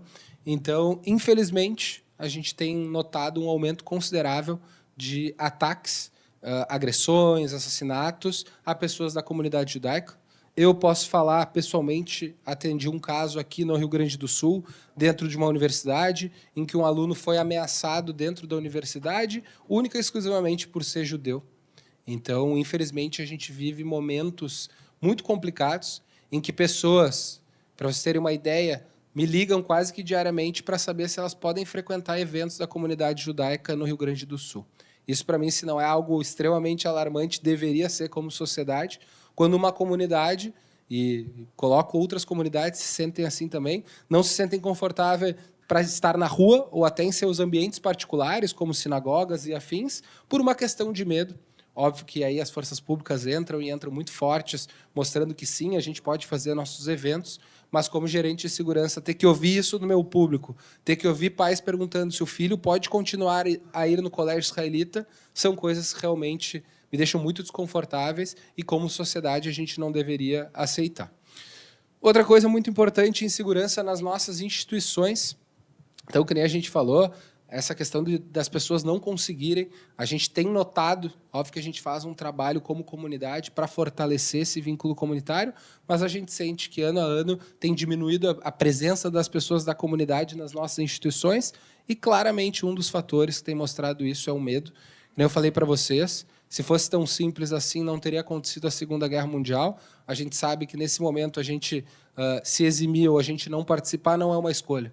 Para quem não sabe, Hitler assinou uma lei, as leis de Nuremberg, que dizia que até a terceira geração, se tu tivesse alguma ligação, seja um avô, seja um pai ou uma mãe, tu seria morto durante o Holocausto. Então, não é uma questão de se a gente representa os nossos credos, se a gente vai na sinagoga, se a gente coloca os nossos filhos numa escola judaica. Infelizmente, é uma realidade. Então, mesmo que a gente tivesse deixado de frequentar entidades nossas, na hora que saíram as leis de Nuremberg, não faria nenhuma diferença em relação a isso. Necessidade de proteção. Vocês devem estar pensando, né? Pô, por que a comunidade tem um gerente de segurança? Tem outras comunidades que têm um gerente de segurança? E se chama necessidade. E eu sempre falo, eu espero que em algum momento meu cargo não exista mais. Quero em algum momento dizer, pessoal, olha, de verdade, eu acho que a comunidade está muito bem com a sociedade, não existe mais um risco que seja realmente relevante, as pessoas se sentem 100% confortáveis de estar prosseguindo na sua fé, ir para os atos da comunidade. Espero eu, e de todo o coração, que em algum momento eu possa botar meu cargo à disposição e dizer, quem sabe a gente não vai estudar outra coisa e ajudar em outra frente, mas nesse momento é uma necessidade. Inclusive, na Europa, tem essa liga de países europeus que fala sobre segurança em geral, e ela fortemente recomenda à comunidade judaica a fazer investimentos em segurança. Então, a gente sabe que a comunidade judaica, infelizmente, é uma comunidade que precisa investir em segurança. E aí vocês se perguntam, mas, Léo, por que quando eu passo na frente de uma entidade judaica tem aqueles muros concretos? Alguém já ouviu falar da AMIA aqui? Um atentado? que um furgão em 1994 entrou e explodiu numa entidade judaica? É por isso que a gente investe em segurança. Não é porque nós, como comunidade, gostaríamos de, é porque nós, como comunidade, precisamos investir. Eu, de verdade, sempre falo isso, eu gostaria de estar alocando verba para outras coisas. Não só para a segurança, que é a nossa realidade de hoje.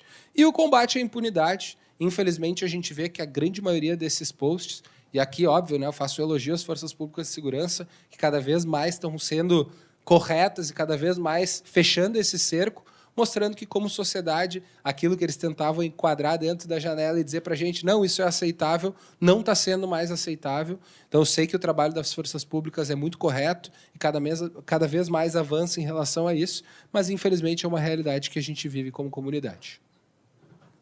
Aqui, pessoal, acho que não vai dar para ver com o zoom, mas eu vou estar fazendo essa narrativa para vocês entenderem aonde eu gostaria de chegar em relação a isso. A primeira imagem que vocês estão vendo, e ela talvez muito pequena, é de um pastor alemão fazendo uma saudação nazista. E aí vem essa questão de, até é engraçado, né? Um cachorro fazendo uma saudação nazista. Qual o grande problema disso? Bom, a gente sabe que essa é a porta de entrada. É a partir desses memes, é a partir da brincadeira. Aqui não dá para ver. Quantas curtidas vocês acham que tem essa foto? Chutem. 5 mil, quem dá mais? No Instagram. 20 mil. Quem dá mais? 50 mil. Vamos lá, a gente vai demorar para chegar. Tem 1 milhão de curtidas. 1 milhão de curtidas num post exatamente falando sobre isso. O que os judeus fariam? Pastor alemão fazendo uma saudação nazista. Abaixo dessa mesma publicação, existem pessoas comentando.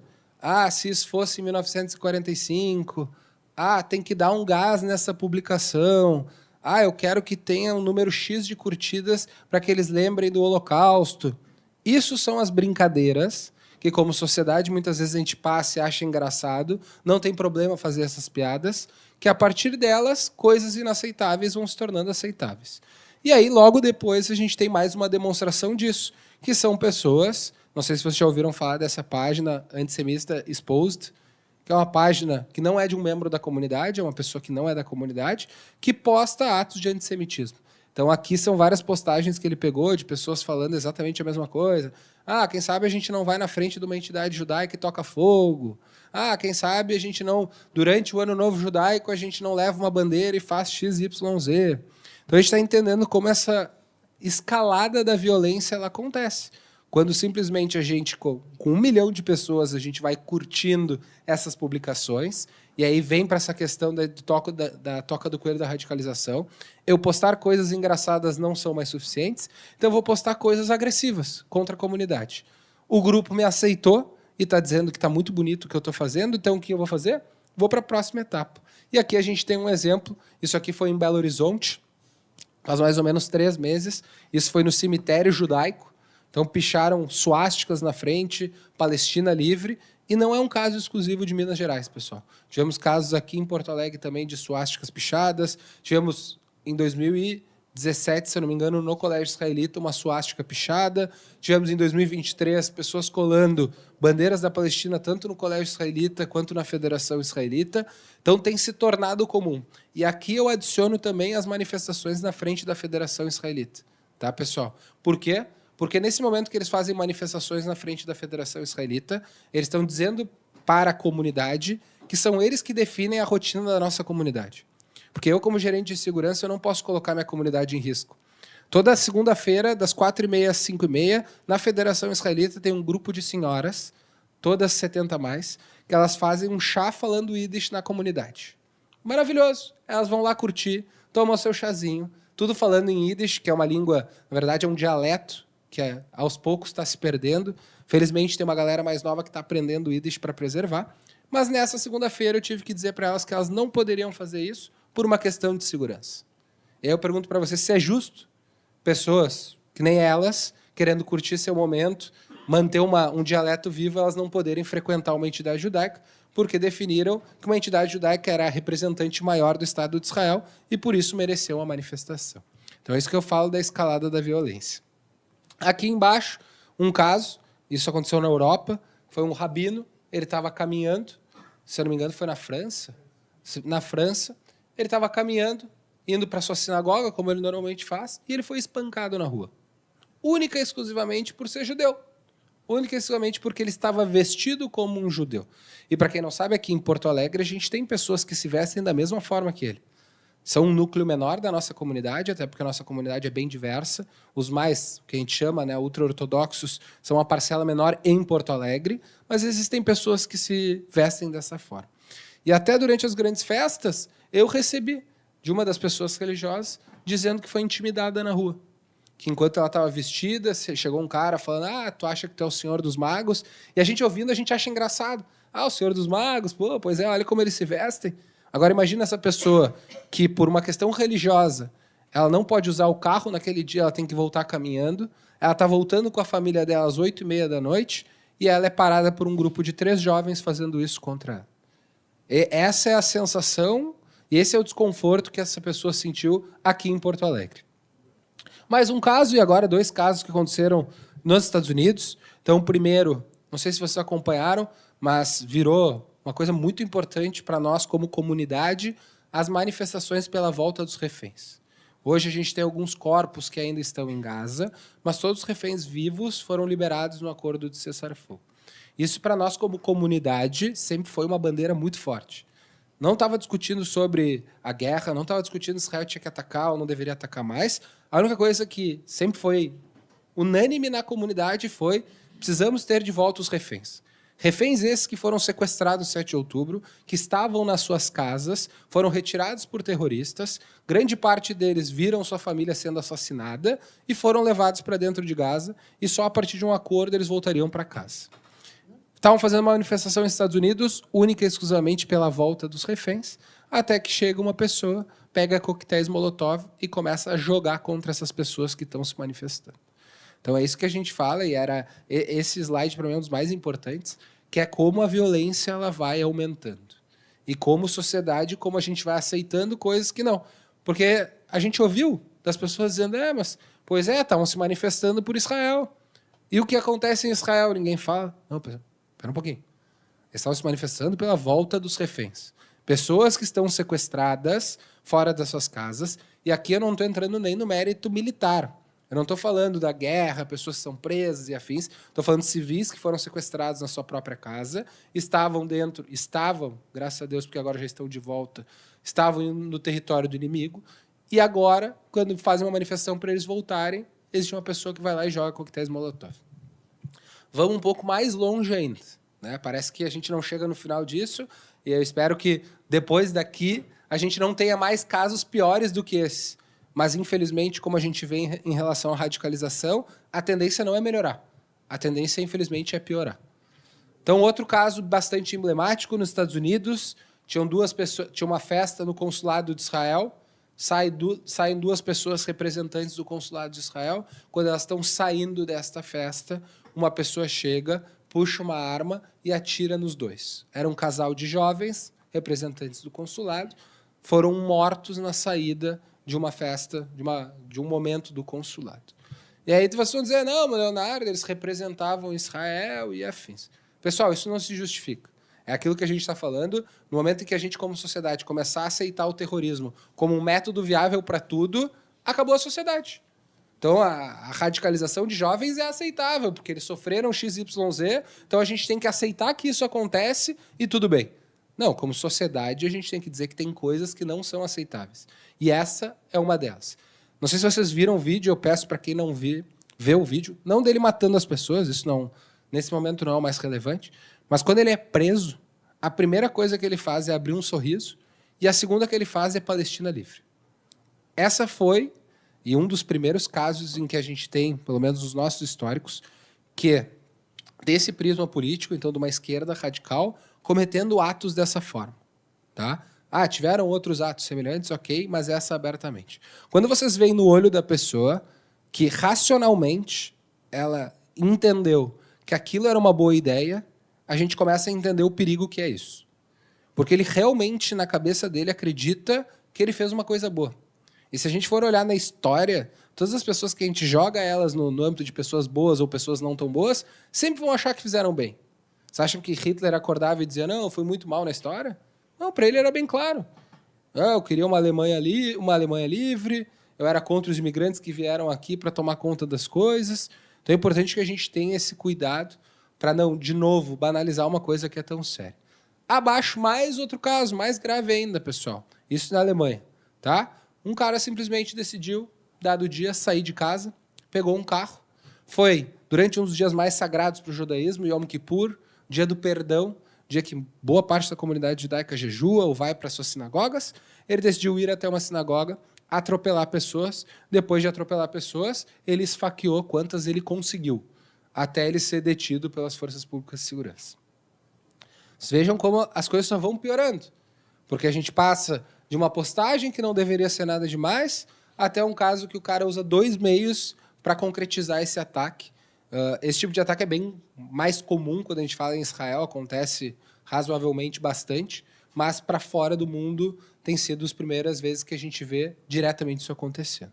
E, por fim, um caso que também é emblemático, daí na Austrália, quando colocaram fogo de maneira proposital em uma sinagoga. Felizmente, ninguém saiu ferido nessa situação, não tinha ninguém naquele momento na sinagoga, mas é um marco. É um marco dizendo que vocês não pertencem aqui, que vocês têm que sair, porque da próxima vez que a gente colocar fogo, talvez vocês estejam dentro. Só trazendo 2 exemplos, né, do Brasil que eu acho muito relevantes. Primeiro, 2005, 20 anos atrás, o pior ataque antissemita que a gente teve no Brasil foi em Porto Alegre. 2005, 3 jovens foram esfaqueados na Cidade Baixa, única e exclusivamente por estarem usando adereços judaicos. Eles estavam com uma kippá, que é aquele chapeuzinho que fica em cima, usavam mais algumas coisas judaicas, e única e exclusivamente por serem judeus. E aí, uma das grandes lideranças na época, não sei por onde ele anda, desses grupos nazistas que se expressavam de outra forma, acharam que era uma boa ideia esfaquear todos esses jovens. Posso dizer para vocês que eu tive a oportunidade de 2023, quando ainda teve o julgamento de novo desses skinheads, se eles deveriam se manter presos ou o que aconteceria, de conversar com um dos jovens que foi esfaqueado na época. Ele hoje não mora no Brasil e ele pediu, muitas vezes, que o rosto dele não aparecesse. Porque até hoje ele tem medo da repercussão. Então ele tinha, na época, menos de 20 anos, hoje ele já tem seus 30 e poucos anos, já constituiu família, e mesmo assim é um trauma que ele tem que levar para o resto da vida dele.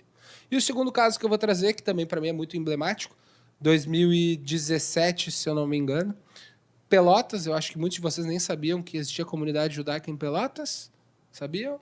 Não. A gente tem poucas comunidades espalhadas, mas em Pelotas, 2017, pós-Shabat, num sábado, a pessoal da comunidade passa na frente da sinagoga e tinha um princípio de incêndio. Então, criminosamente, tentaram botar fogo dentro de uma sinagoga no Rio Grande do Sul.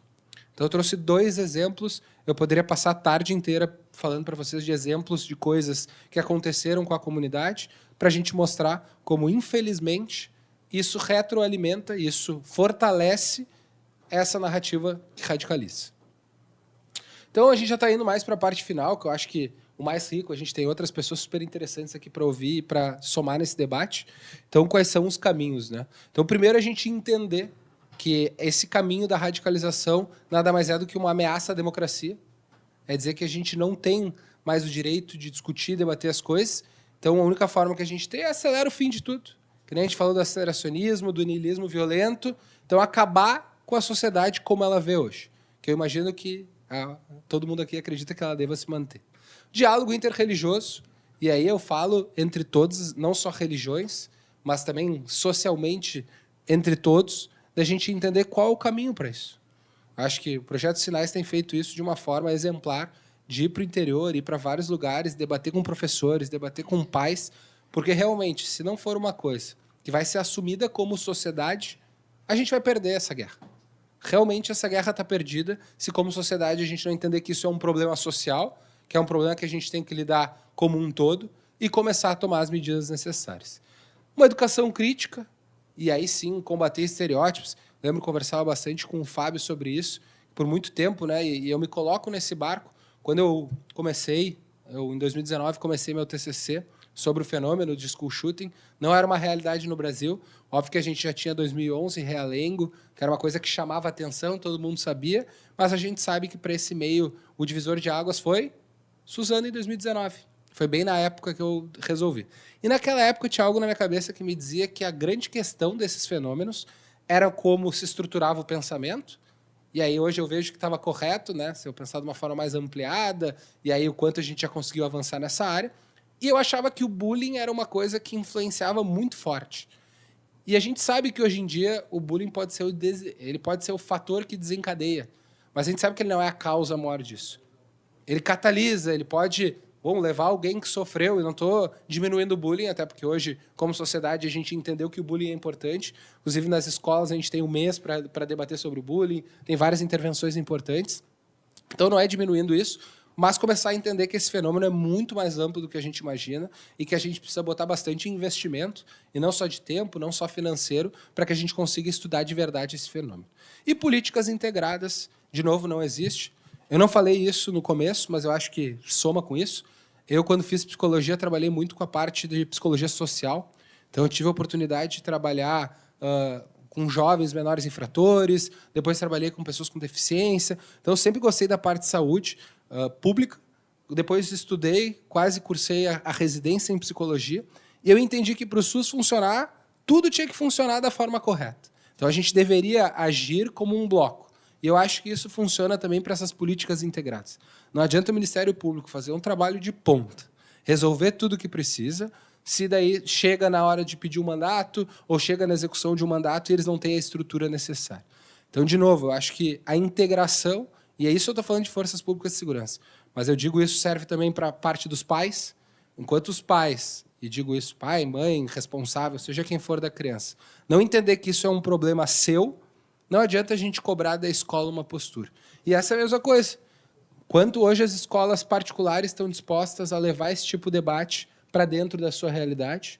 Porque eu sei que muitas vezes os sinais, claro, tem portas abertas em muitos lugares, mas uma das dificuldades que a gente tem é levar esse debate para a esfera privada. É dizer, pessoal, temos um problema social. O problema é a questão da radicalização dos nossos jovens. Como sociedade, como é que a gente vai combater isso? Então, eu acho que essa integração não só é necessária, como é a única forma. Eu acho que foi bacana poder ouvir um pouco do Marc, da experiência dele no Canadá, ver talvez essas políticas se comunicando muito mais, ver que existem diferentes frentes trabalhando. Eu acho que pode servir, claro que a gente já tem ótimos modelos aqui com os sinais, mas pode servir também como modelo para a gente. E, para finalizar, só algumas coisas para marcar bem a apresentação. Então, a gente já entendeu que o antissemitismo não é só um sintoma, mas ele também catalisa todo esse processo de radicalização. Então, a gente entende que, a partir das mesmas ferramentas que esses grupos se inserem nesse niilismo violento, o antissemitismo vem se mostrando um fator preponderante, um fator que aumenta a incidência, um fator que vem estruturando toda essa forma de pensamento. Isso da defesa dos valores democráticos. Então, a gente debater e enfrentar o antissemitismo. Que nem eu falei para vocês, o que eu estou trazendo aqui não é uma máxima. A gente está super aberto ao diálogo, que outras coisas a gente precisa agregar, mas como sociedade, ou a gente entende que o antissemitismo é um problema estrutural e que ele vem se mostrando ano após ano um problema de estrutura, ou a gente nunca vai conseguir combater isso. E conhecimento em ação. Então, acho que é muito difícil, e normalmente acontece isso, né? A gente está sempre trocando o pneu do carro em movimento, né? Infelizmente, a gente não pode se dar o luxo de falar, pessoal, vamos parar por 1 ano ou 2 agora, vamos estudar todo o fenômeno e assim que estivermos prontos, vamos para a escola combater. Pessoal, se a gente faz isso, ano que vem as escolas estão um caos. Então, a gente não tem esse direito. Então, a nossa parte agora é, entendendo que a roda, que o carro já está andando, como é que a gente troca o mais rápido possível e como a gente combate de uma forma mais eficiente. E aí eu trago uma pergunta, também deixo aberto para os outros debatedores aí trazerem as perguntas, mas como podemos juntos desarmar o antissemitismo e suas consequências extremistas no Brasil? Então, de novo, né, eu estou trazendo uma questão que, claro, que perpassa o meu trabalho como gerente de segurança da Federação Israelita, mas não deixa de ser uma responsabilidade das forças públicas de segurança, não deixa de ser uma responsabilidade da sociedade civil debater isso. Então, eu trago essa pergunta mais para a gente começar essa parte de debates e poder tornar esse momento mais interessante.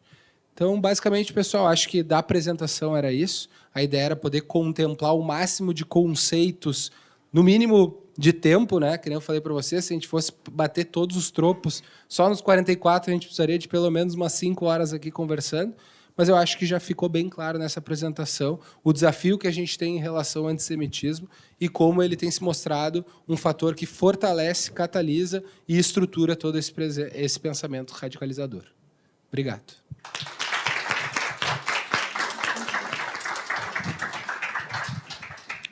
Leonardo, muito obrigada pela excelente palestra. Acho que foi muitas luzes para pensarmos, né? E eu queria comentar o seguinte contigo e te devolver uma pergunta.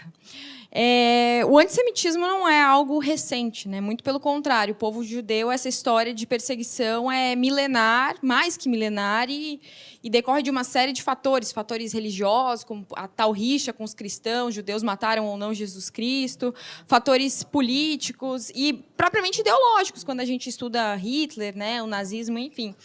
E o que causa a espécie, a partir dos dados que você nos mostrou hoje, é esse aumento de 340% do antissemitismo no mundo. Ou seja, é algo muito antigo e só aumenta. Por outro lado, a gente vê que no próprios bancos acadêmicos, 78% dos judeus não se sentem confortáveis para mostrar a sua identidade, exercer a sua liberdade religiosa, o que também é contraditório com a sua proposta de vamos fomentar o debate, vamos nos ajudar. Me parece que a própria comunidade acadêmica não está aberta à aceitação disso ainda, né? De toda forma, eu queria trazer um pouco da realidade brasileira e te fazer umas perguntas sobre a realidade brasileira, considerando seu cargo de gerente de segurança aí da Federação Israelita.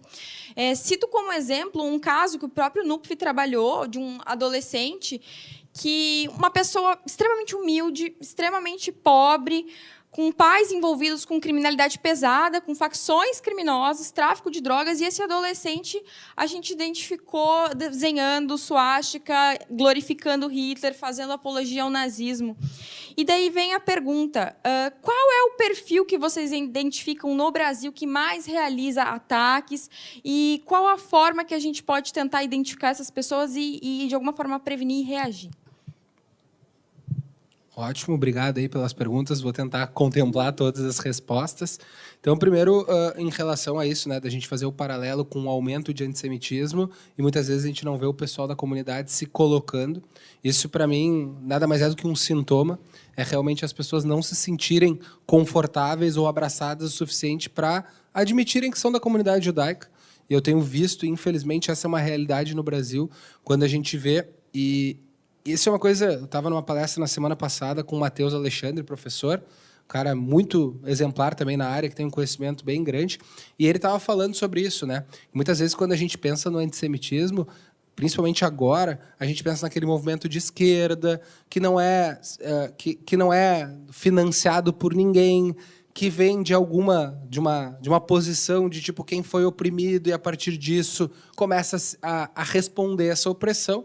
Mas quando a gente vai olhar historicamente, a gente consegue ver esse movimento do antissemitismo, ele começa muito... Houve a guerra, né, dos 6 dias, de 1967, e aí nessa palestra ele estava falando sobre isso, como o antissemitismo ele se fortaleceu nessa época, porque ainda existia a União Soviética, muitos judeus moravam na União Soviética, e houve um plano aberto da União Soviética para uma desmoralização de Israel. Porque um dos preceitos da União Soviética nada mais era do que o quê? Que as pessoas gostassem da própria pátria. E aí os judeus, como judeus, começam a ver Israel como ganhando uma guerra, como alguém importante no cenário internacional, eles começam a pensar, bom, talvez a gente tenha que ir para lá. E aí, de uma forma sistemática, a União Soviética começa a montar diversos programas para descredibilizar Israel. Então essa é a primeira coisa que eu queria, talvez, fazer um recorte. É que muitas vezes a gente coloca, né? Ah, não, mas o Hamas é um grupo terrorista que não tem investimento, é o pobre coitado.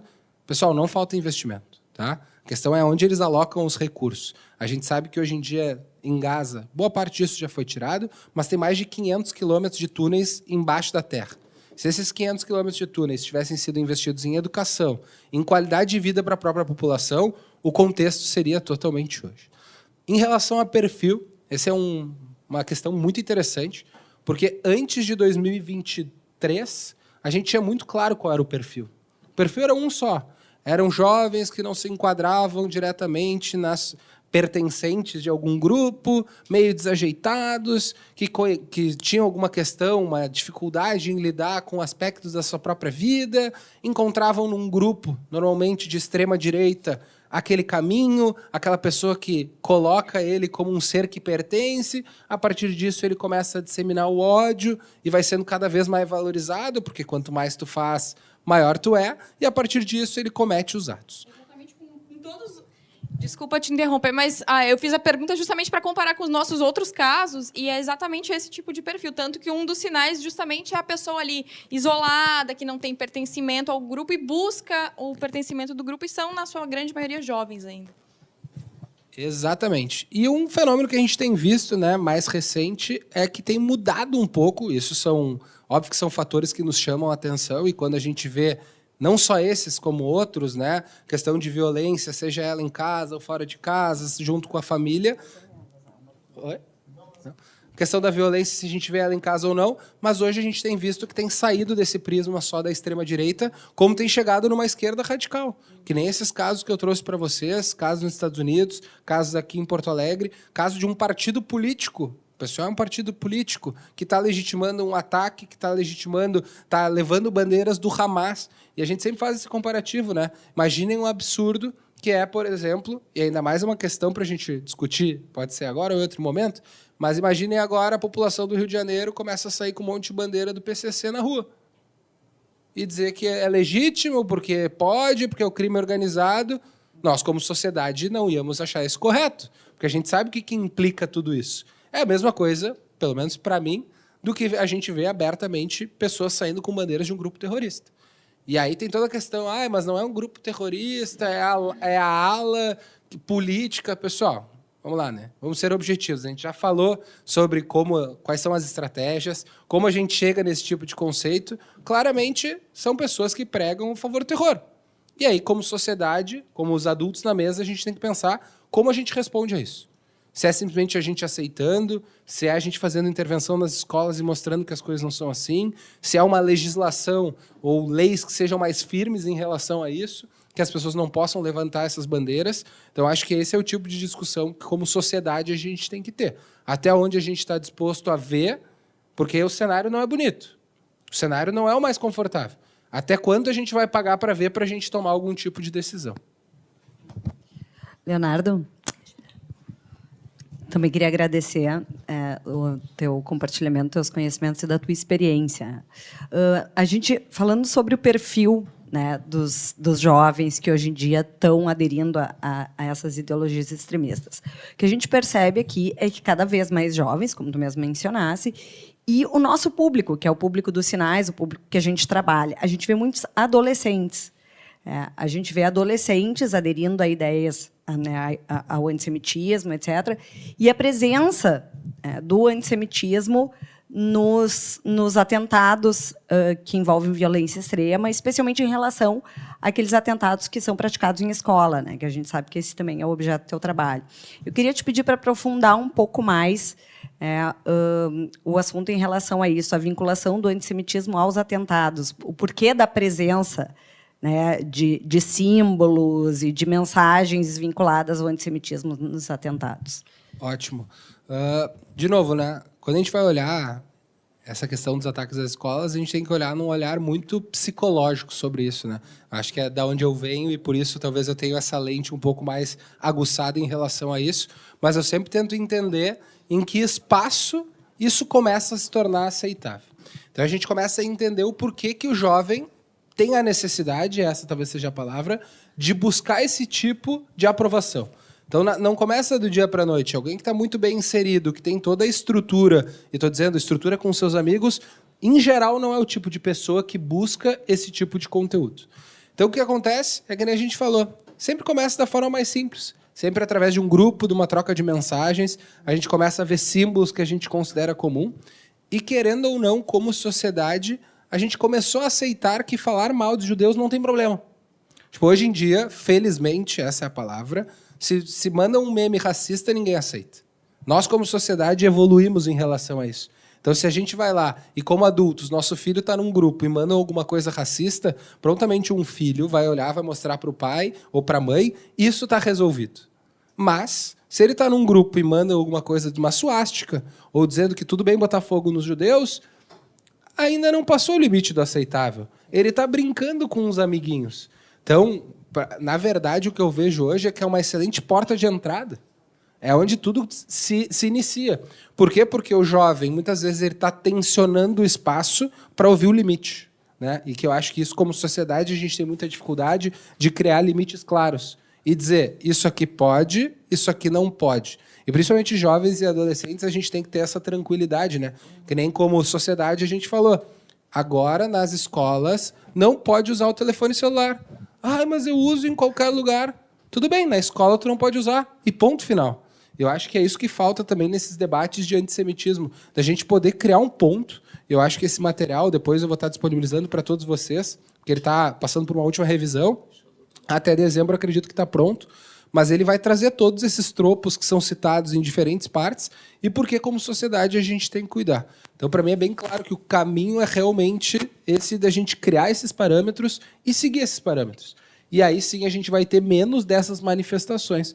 Porque ainda surge, né, se a gente for ler os manifestos, surgem questões raciais. Mas se tu for ler a maioria dos manifestos, pelo menos aqui no Brasil, em algum momento, passam a questão dos judeus. Todos eles. Inclusive, tem... Agora me faltou, acho que é da Bahia, que é Barreiras, na Bahia, que ele tem um único capítulo inteiro chamado Da Juden, Morte Judeus, que ele fala só porque o ataque que ele estava fazendo era contra os judeus e que os judeus mereciam porque eles eram responsáveis por uma conspiração global e blá, blá, blá, blá. Então, infelizmente, eu vejo que o antissemitismo é uma porta de entrada por ser um ódio fácil. Não só fácil, como aceitável. Que nem no grupo de amigos, tudo bem tu falar isso. Tudo bem tu chegar num grupo de amigos e falar mas o cara tá querendo economizar, coisa de judeu. E de novo, parece brincadeira, mas é aí que a gente vai tensionando. Eu não sou aquele cara que, ouvi essa piada, para tudo, vamos, olha, pessoal, agora não pode mais falar sobre isso. Não é essa a questão. A questão é a gente entender qual é a função dessa piada dentro da sociedade que a gente vive. A piada isolada, ela não significa absolutamente nada. Não tem problema uma vez isso acontecer. A questão é quando a gente aceita todo e qualquer tipo de piadas, quando é para um lado, e quando a gente está falando dos judeus, e quando é piadas para outros grupos minoritários, a gente já não aceita mais. E não é aqui uma provocação de, agora toda vez que vocês ouvirem piadas contra judeus, caiam em cima, busquem a polícia e resolvam isso. Não é essa a provocação. A provocação é, vamos pensar como sociedade se esse é o caminho que a gente está buscando ou isso está indo na contramão. Porque se isso está aparecendo em todos os lugares de radicalização, algo está errado. Algo como sociedade a gente deveria. Se a gente está vendo que isso, de novo, de 10 casos em 8 vai aparecer, qual é a resposta que a gente vai dar para isso? E eu acho que essas são as discussões mais maduras que a gente precisa ter também.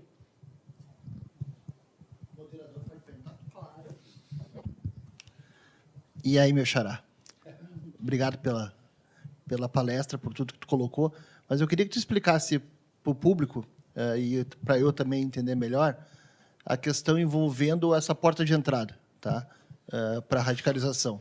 Falasse um pouquinho da metáfora lá do canário na mina de carvão, lá que é utilizada, e do risco que é do antissemitismo como porta de entrada e para toda a sociedade, para outros grupos minoritários ou para a sociedade em geral. Ótimo. É engraçado porque essa citação eu já ouvi tantas vezes da minha presidente, que é a Dani, hoje, que eu já não sei nem quem citou ela a primeira vez em relação ao canário. Sabe? Eu não lembro agora quem fez a primeira citação, mas vou dar um mérito aí para a minha presidente, que várias vezes usa isso como exemplo, que é em relação a ter um pássaro do canário, que ele ficava dentro das minas de carvão, e aí quando tinha alguma coisa tóxica ou algo do tipo, o canário era o primeiro a ir embora. Então tu sabia que possivelmente estava na hora de abandonar a mina, porque ela poderia desmoronar ou acontecer alguma coisa. É o que dizem dos judeus em vários lugares do mundo. Quando a gente começa a ver o ódio contra os judeus se aflorar, é o momento em que a gente está vendo uma guinada social não muito boa. Que a gente está vendo que o ódio contra as minorias começa a se tornar aceitável. E isso é só o começo. E, infelizmente, se tornou uma realidade aqui no Brasil. A gente está vendo cada vez mais casos de antissemitismo. Não sei quantos relatórios a gente vai ter que fazer como comunidade para comprovar isso. e todos eles muito bem embasados. Depois, se quiserem procurar no site da CONIB, estão todos eles, qual foi o método que a gente utilizou, como a gente contemplou tudo isso, mas está claro que, como comunidade, a gente está buscando uma solução. A gente está evidenciando um problema, a gente está montando um manual para que fique claro o que a gente entende como comunidade, como antissemitismo, e também o que a gente não entende como comunidade, como vai ter claros exemplos de isso aqui não é antissemitismo. Questionar o governo do Bibi Netanyahu não é antissemitismo. Mas, como está claro, e pessoas que trabalham no dia a dia com isso, tem se mostrado um fator comum. Na hora que se mostra um fator comum a questão do antissemitismo, volta para isso. Por ser um ódio fácil, por ser um ódio aceitável, por abertamente tu poder ter isso no teu telefone celular e ninguém falar nada, é que nem, felizmente, hoje, se um pai pega o celular do seu filho e tem algo de pedofilia, acabou. Acabou. Qualquer pai ou mãe, se a consciência vê algo de pedofilia, para tudo, vamos conversar, vai tomar as medidas necessárias e não vai acontecer. Não estou fazendo um paralelo entre as duas coisas, mas estou mostrando algo como sociedade que a gente definiu e disse que não aceitaria. No antissemitismo, não. E vários pais não entendem. Tipo, acham engraçado. Acham que tudo bem fazer essa piada. Inclusive, se tu fizer uma pesquisa hoje e for para as ruas de Porto Alegre e perguntar para todo mundo quem matou Cristo, te digo que metade vai dizer que foram judeus. Sendo que em 1965 a igreja oficialmente reconheceu que os judeus não mataram Cristo. Então, de novo, tem uma questão social, da gente entender o papel que o judeu ocupa, e tem uma questão de informação, de realmente talvez levar para o público geral esse tipo de informação mais qualificada.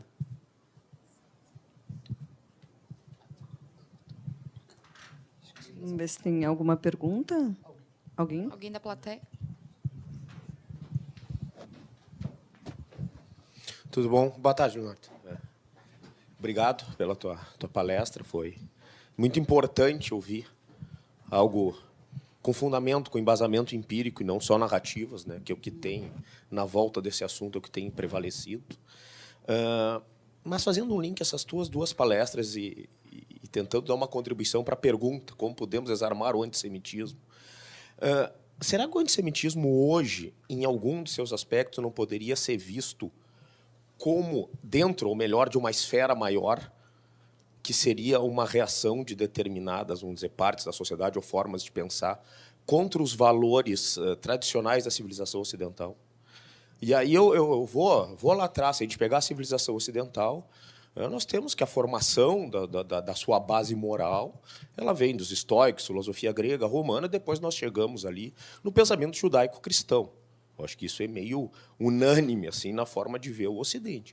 E o Ocidente chegou na modernidade, o Roger Scruton é um pensador que fala muito nisso, com uma ideia de culpa ocidental, ou seja, de desconstrução de todos os seus valores tradicionais. E isso leva, de um lado, a um niilismo cultural, que nós já vimos na palestra anterior, que descamba para a violência, mas também de um repúdio a certos valores tradicionais da civilização ocidental. Então, esse antissemitismo atual, pelo menos parcela dele, não seria não só um ódio não apenas contra os judeus, mas um ódio contra os valores ocidentais tradicionais. E, a partir do enfrentamento a isso, nós não teríamos um enfrentamento macro, e aí chega na tua assertiva ali o antissemitismo não é apenas um problema judaico, é um problema da humanidade, obviamente, mas é um problema do Ocidente. É nesse contexto que eu queria colocar o meu questionamento. Se não haveria uma relação entre essa violência e esse antissemitismo. Usando o Girard, o antissemitismo não estaria sendo um bode expiatório para atacar um conjunto de valores da civilização ocidental como um todo? Excelente, não só pergunta, né, mas contribuição, porque eu acho que tu trouxe uma sustentação teórica que é interessante. Primeiro, eu concordo em gênero, número e grau. Eu acho que, infelizmente, acaba que a questão judaica acaba sendo um espelho do que é o Ocidente, né? E isso acontece há muito tempo. Quando a gente vai pensar na criação do Estado de Israel, nada mais é do que Israel sendo o representante do Ocidente no Oriente Médio. Então, desde a criação do Estado como Estado, isso já acontecia. E a gente sabe que, hoje em dia, existem outros fatores maiores, como a questão da China, a questão da Rússia, e desses países se comunicam. A gente tem uma visão, né? E se a gente for ver, na época do mandato britânico, parte do Oriente Médio ele foi dividido a partir de premissas ocidentais, né? Então, muitos dos conflitos que a gente vê hoje no Oriente Médio foram causados por essas divisões. Por quê? Porque chegou em algum momento, o Ocidente falou, olha, a gente ganhou a guerra, Então, a gente ganhando guerra, a gente tem total liberdade para decidir como isso vai se dividir. Então, na verdade, eu vou dividir aqui e aqui. E, a partir de agora, esse vai se chamar tal país e esse vai chamar outro. Só que não se deram conta das questões particulares de cada local. Tanto dividiu famílias, lá a estruturação é outra, né? Então, a gente chega também numa discussão que a questão de países é uma questão muito ocidental. Tipo, no Oriente Médio isso não era importante. Não se existia essa necessidade de criação de países porque a forma que eles se organizavam era outra. Eles se organizavam a partir das suas próprias famílias. Tem a família X, a família Y, eles convivem aqui, tu pode ir até aqui, eu posso ir até aqui. Então, com certeza, uma das coisas que constrói esse pensamento é essa luta entre Ocidente e Oriente. Tá? Então, como a gente vai lidar com isso é complicado. Porque mesmo a gente sabendo que é um problema, ficou muito evidente que a testa de ferro em relação a isso é Israel. Tipo, o responsável por representar... E aí a gente pode pegar outras máximas do que acontece. Sabe onde é que fica a segunda maior parada LGBTQI+ do mundo? Em Tel Aviv. Por quê? Porque é a marca do Ocidente. Porque, mas Leonardo, aquele cara que anda de chapeuzinho e os cabelinhos do lado, ele convive com pessoas assim? Sim. Por quê? Porque é um local democrático. Porque é algo muito ocidental tu conviver com a diferença. Quando tu vai para o Oriente Médio, eu tive quase 4 meses de aula sobre o Oriente Médio com um cara que ele realmente conhecia a cultura, ele morou muito tempo em vários países, Síria, Líbano e afins. É um cara que realmente entende a cultura oriental, tipo do Oriente Médio. Quando a gente começa a entender e ver a história a partir da ótica deles, e digo do oriental e não ocidental, a história muda bastante. Por quê? Porque tu começa a entender que as nossas necessidades de democracia, a questão de ter direito a falar o que tu quer a hora que tu quer, não é uma realidade para eles. Não é. Para nós, como sociedade, é o que a gente busca. A gente está aqui discutindo, a gente está aqui debatendo. Eu estou disposto a ouvir opiniões divergentes. Pode ser que alguém diga, não, Leonardo, eu não concordo com isso. E tudo bem, isso é ocidental. Inclusive, a gente fala que isso é muito judaico, né? Sempre tu vai ter um judeu, tu vai ter 3 opiniões. Isso, para nós, é bem habitual. Mas no Oriente Médio não é tão comum. Por quê? Porque foi assim que eles foram criados. E eu não estou fazendo juízo de valores sobre isso, que fique bem claro. Uma coisa é eu dizer está certo e está errado, outra coisa é eu dizer como as coisas realmente funcionam.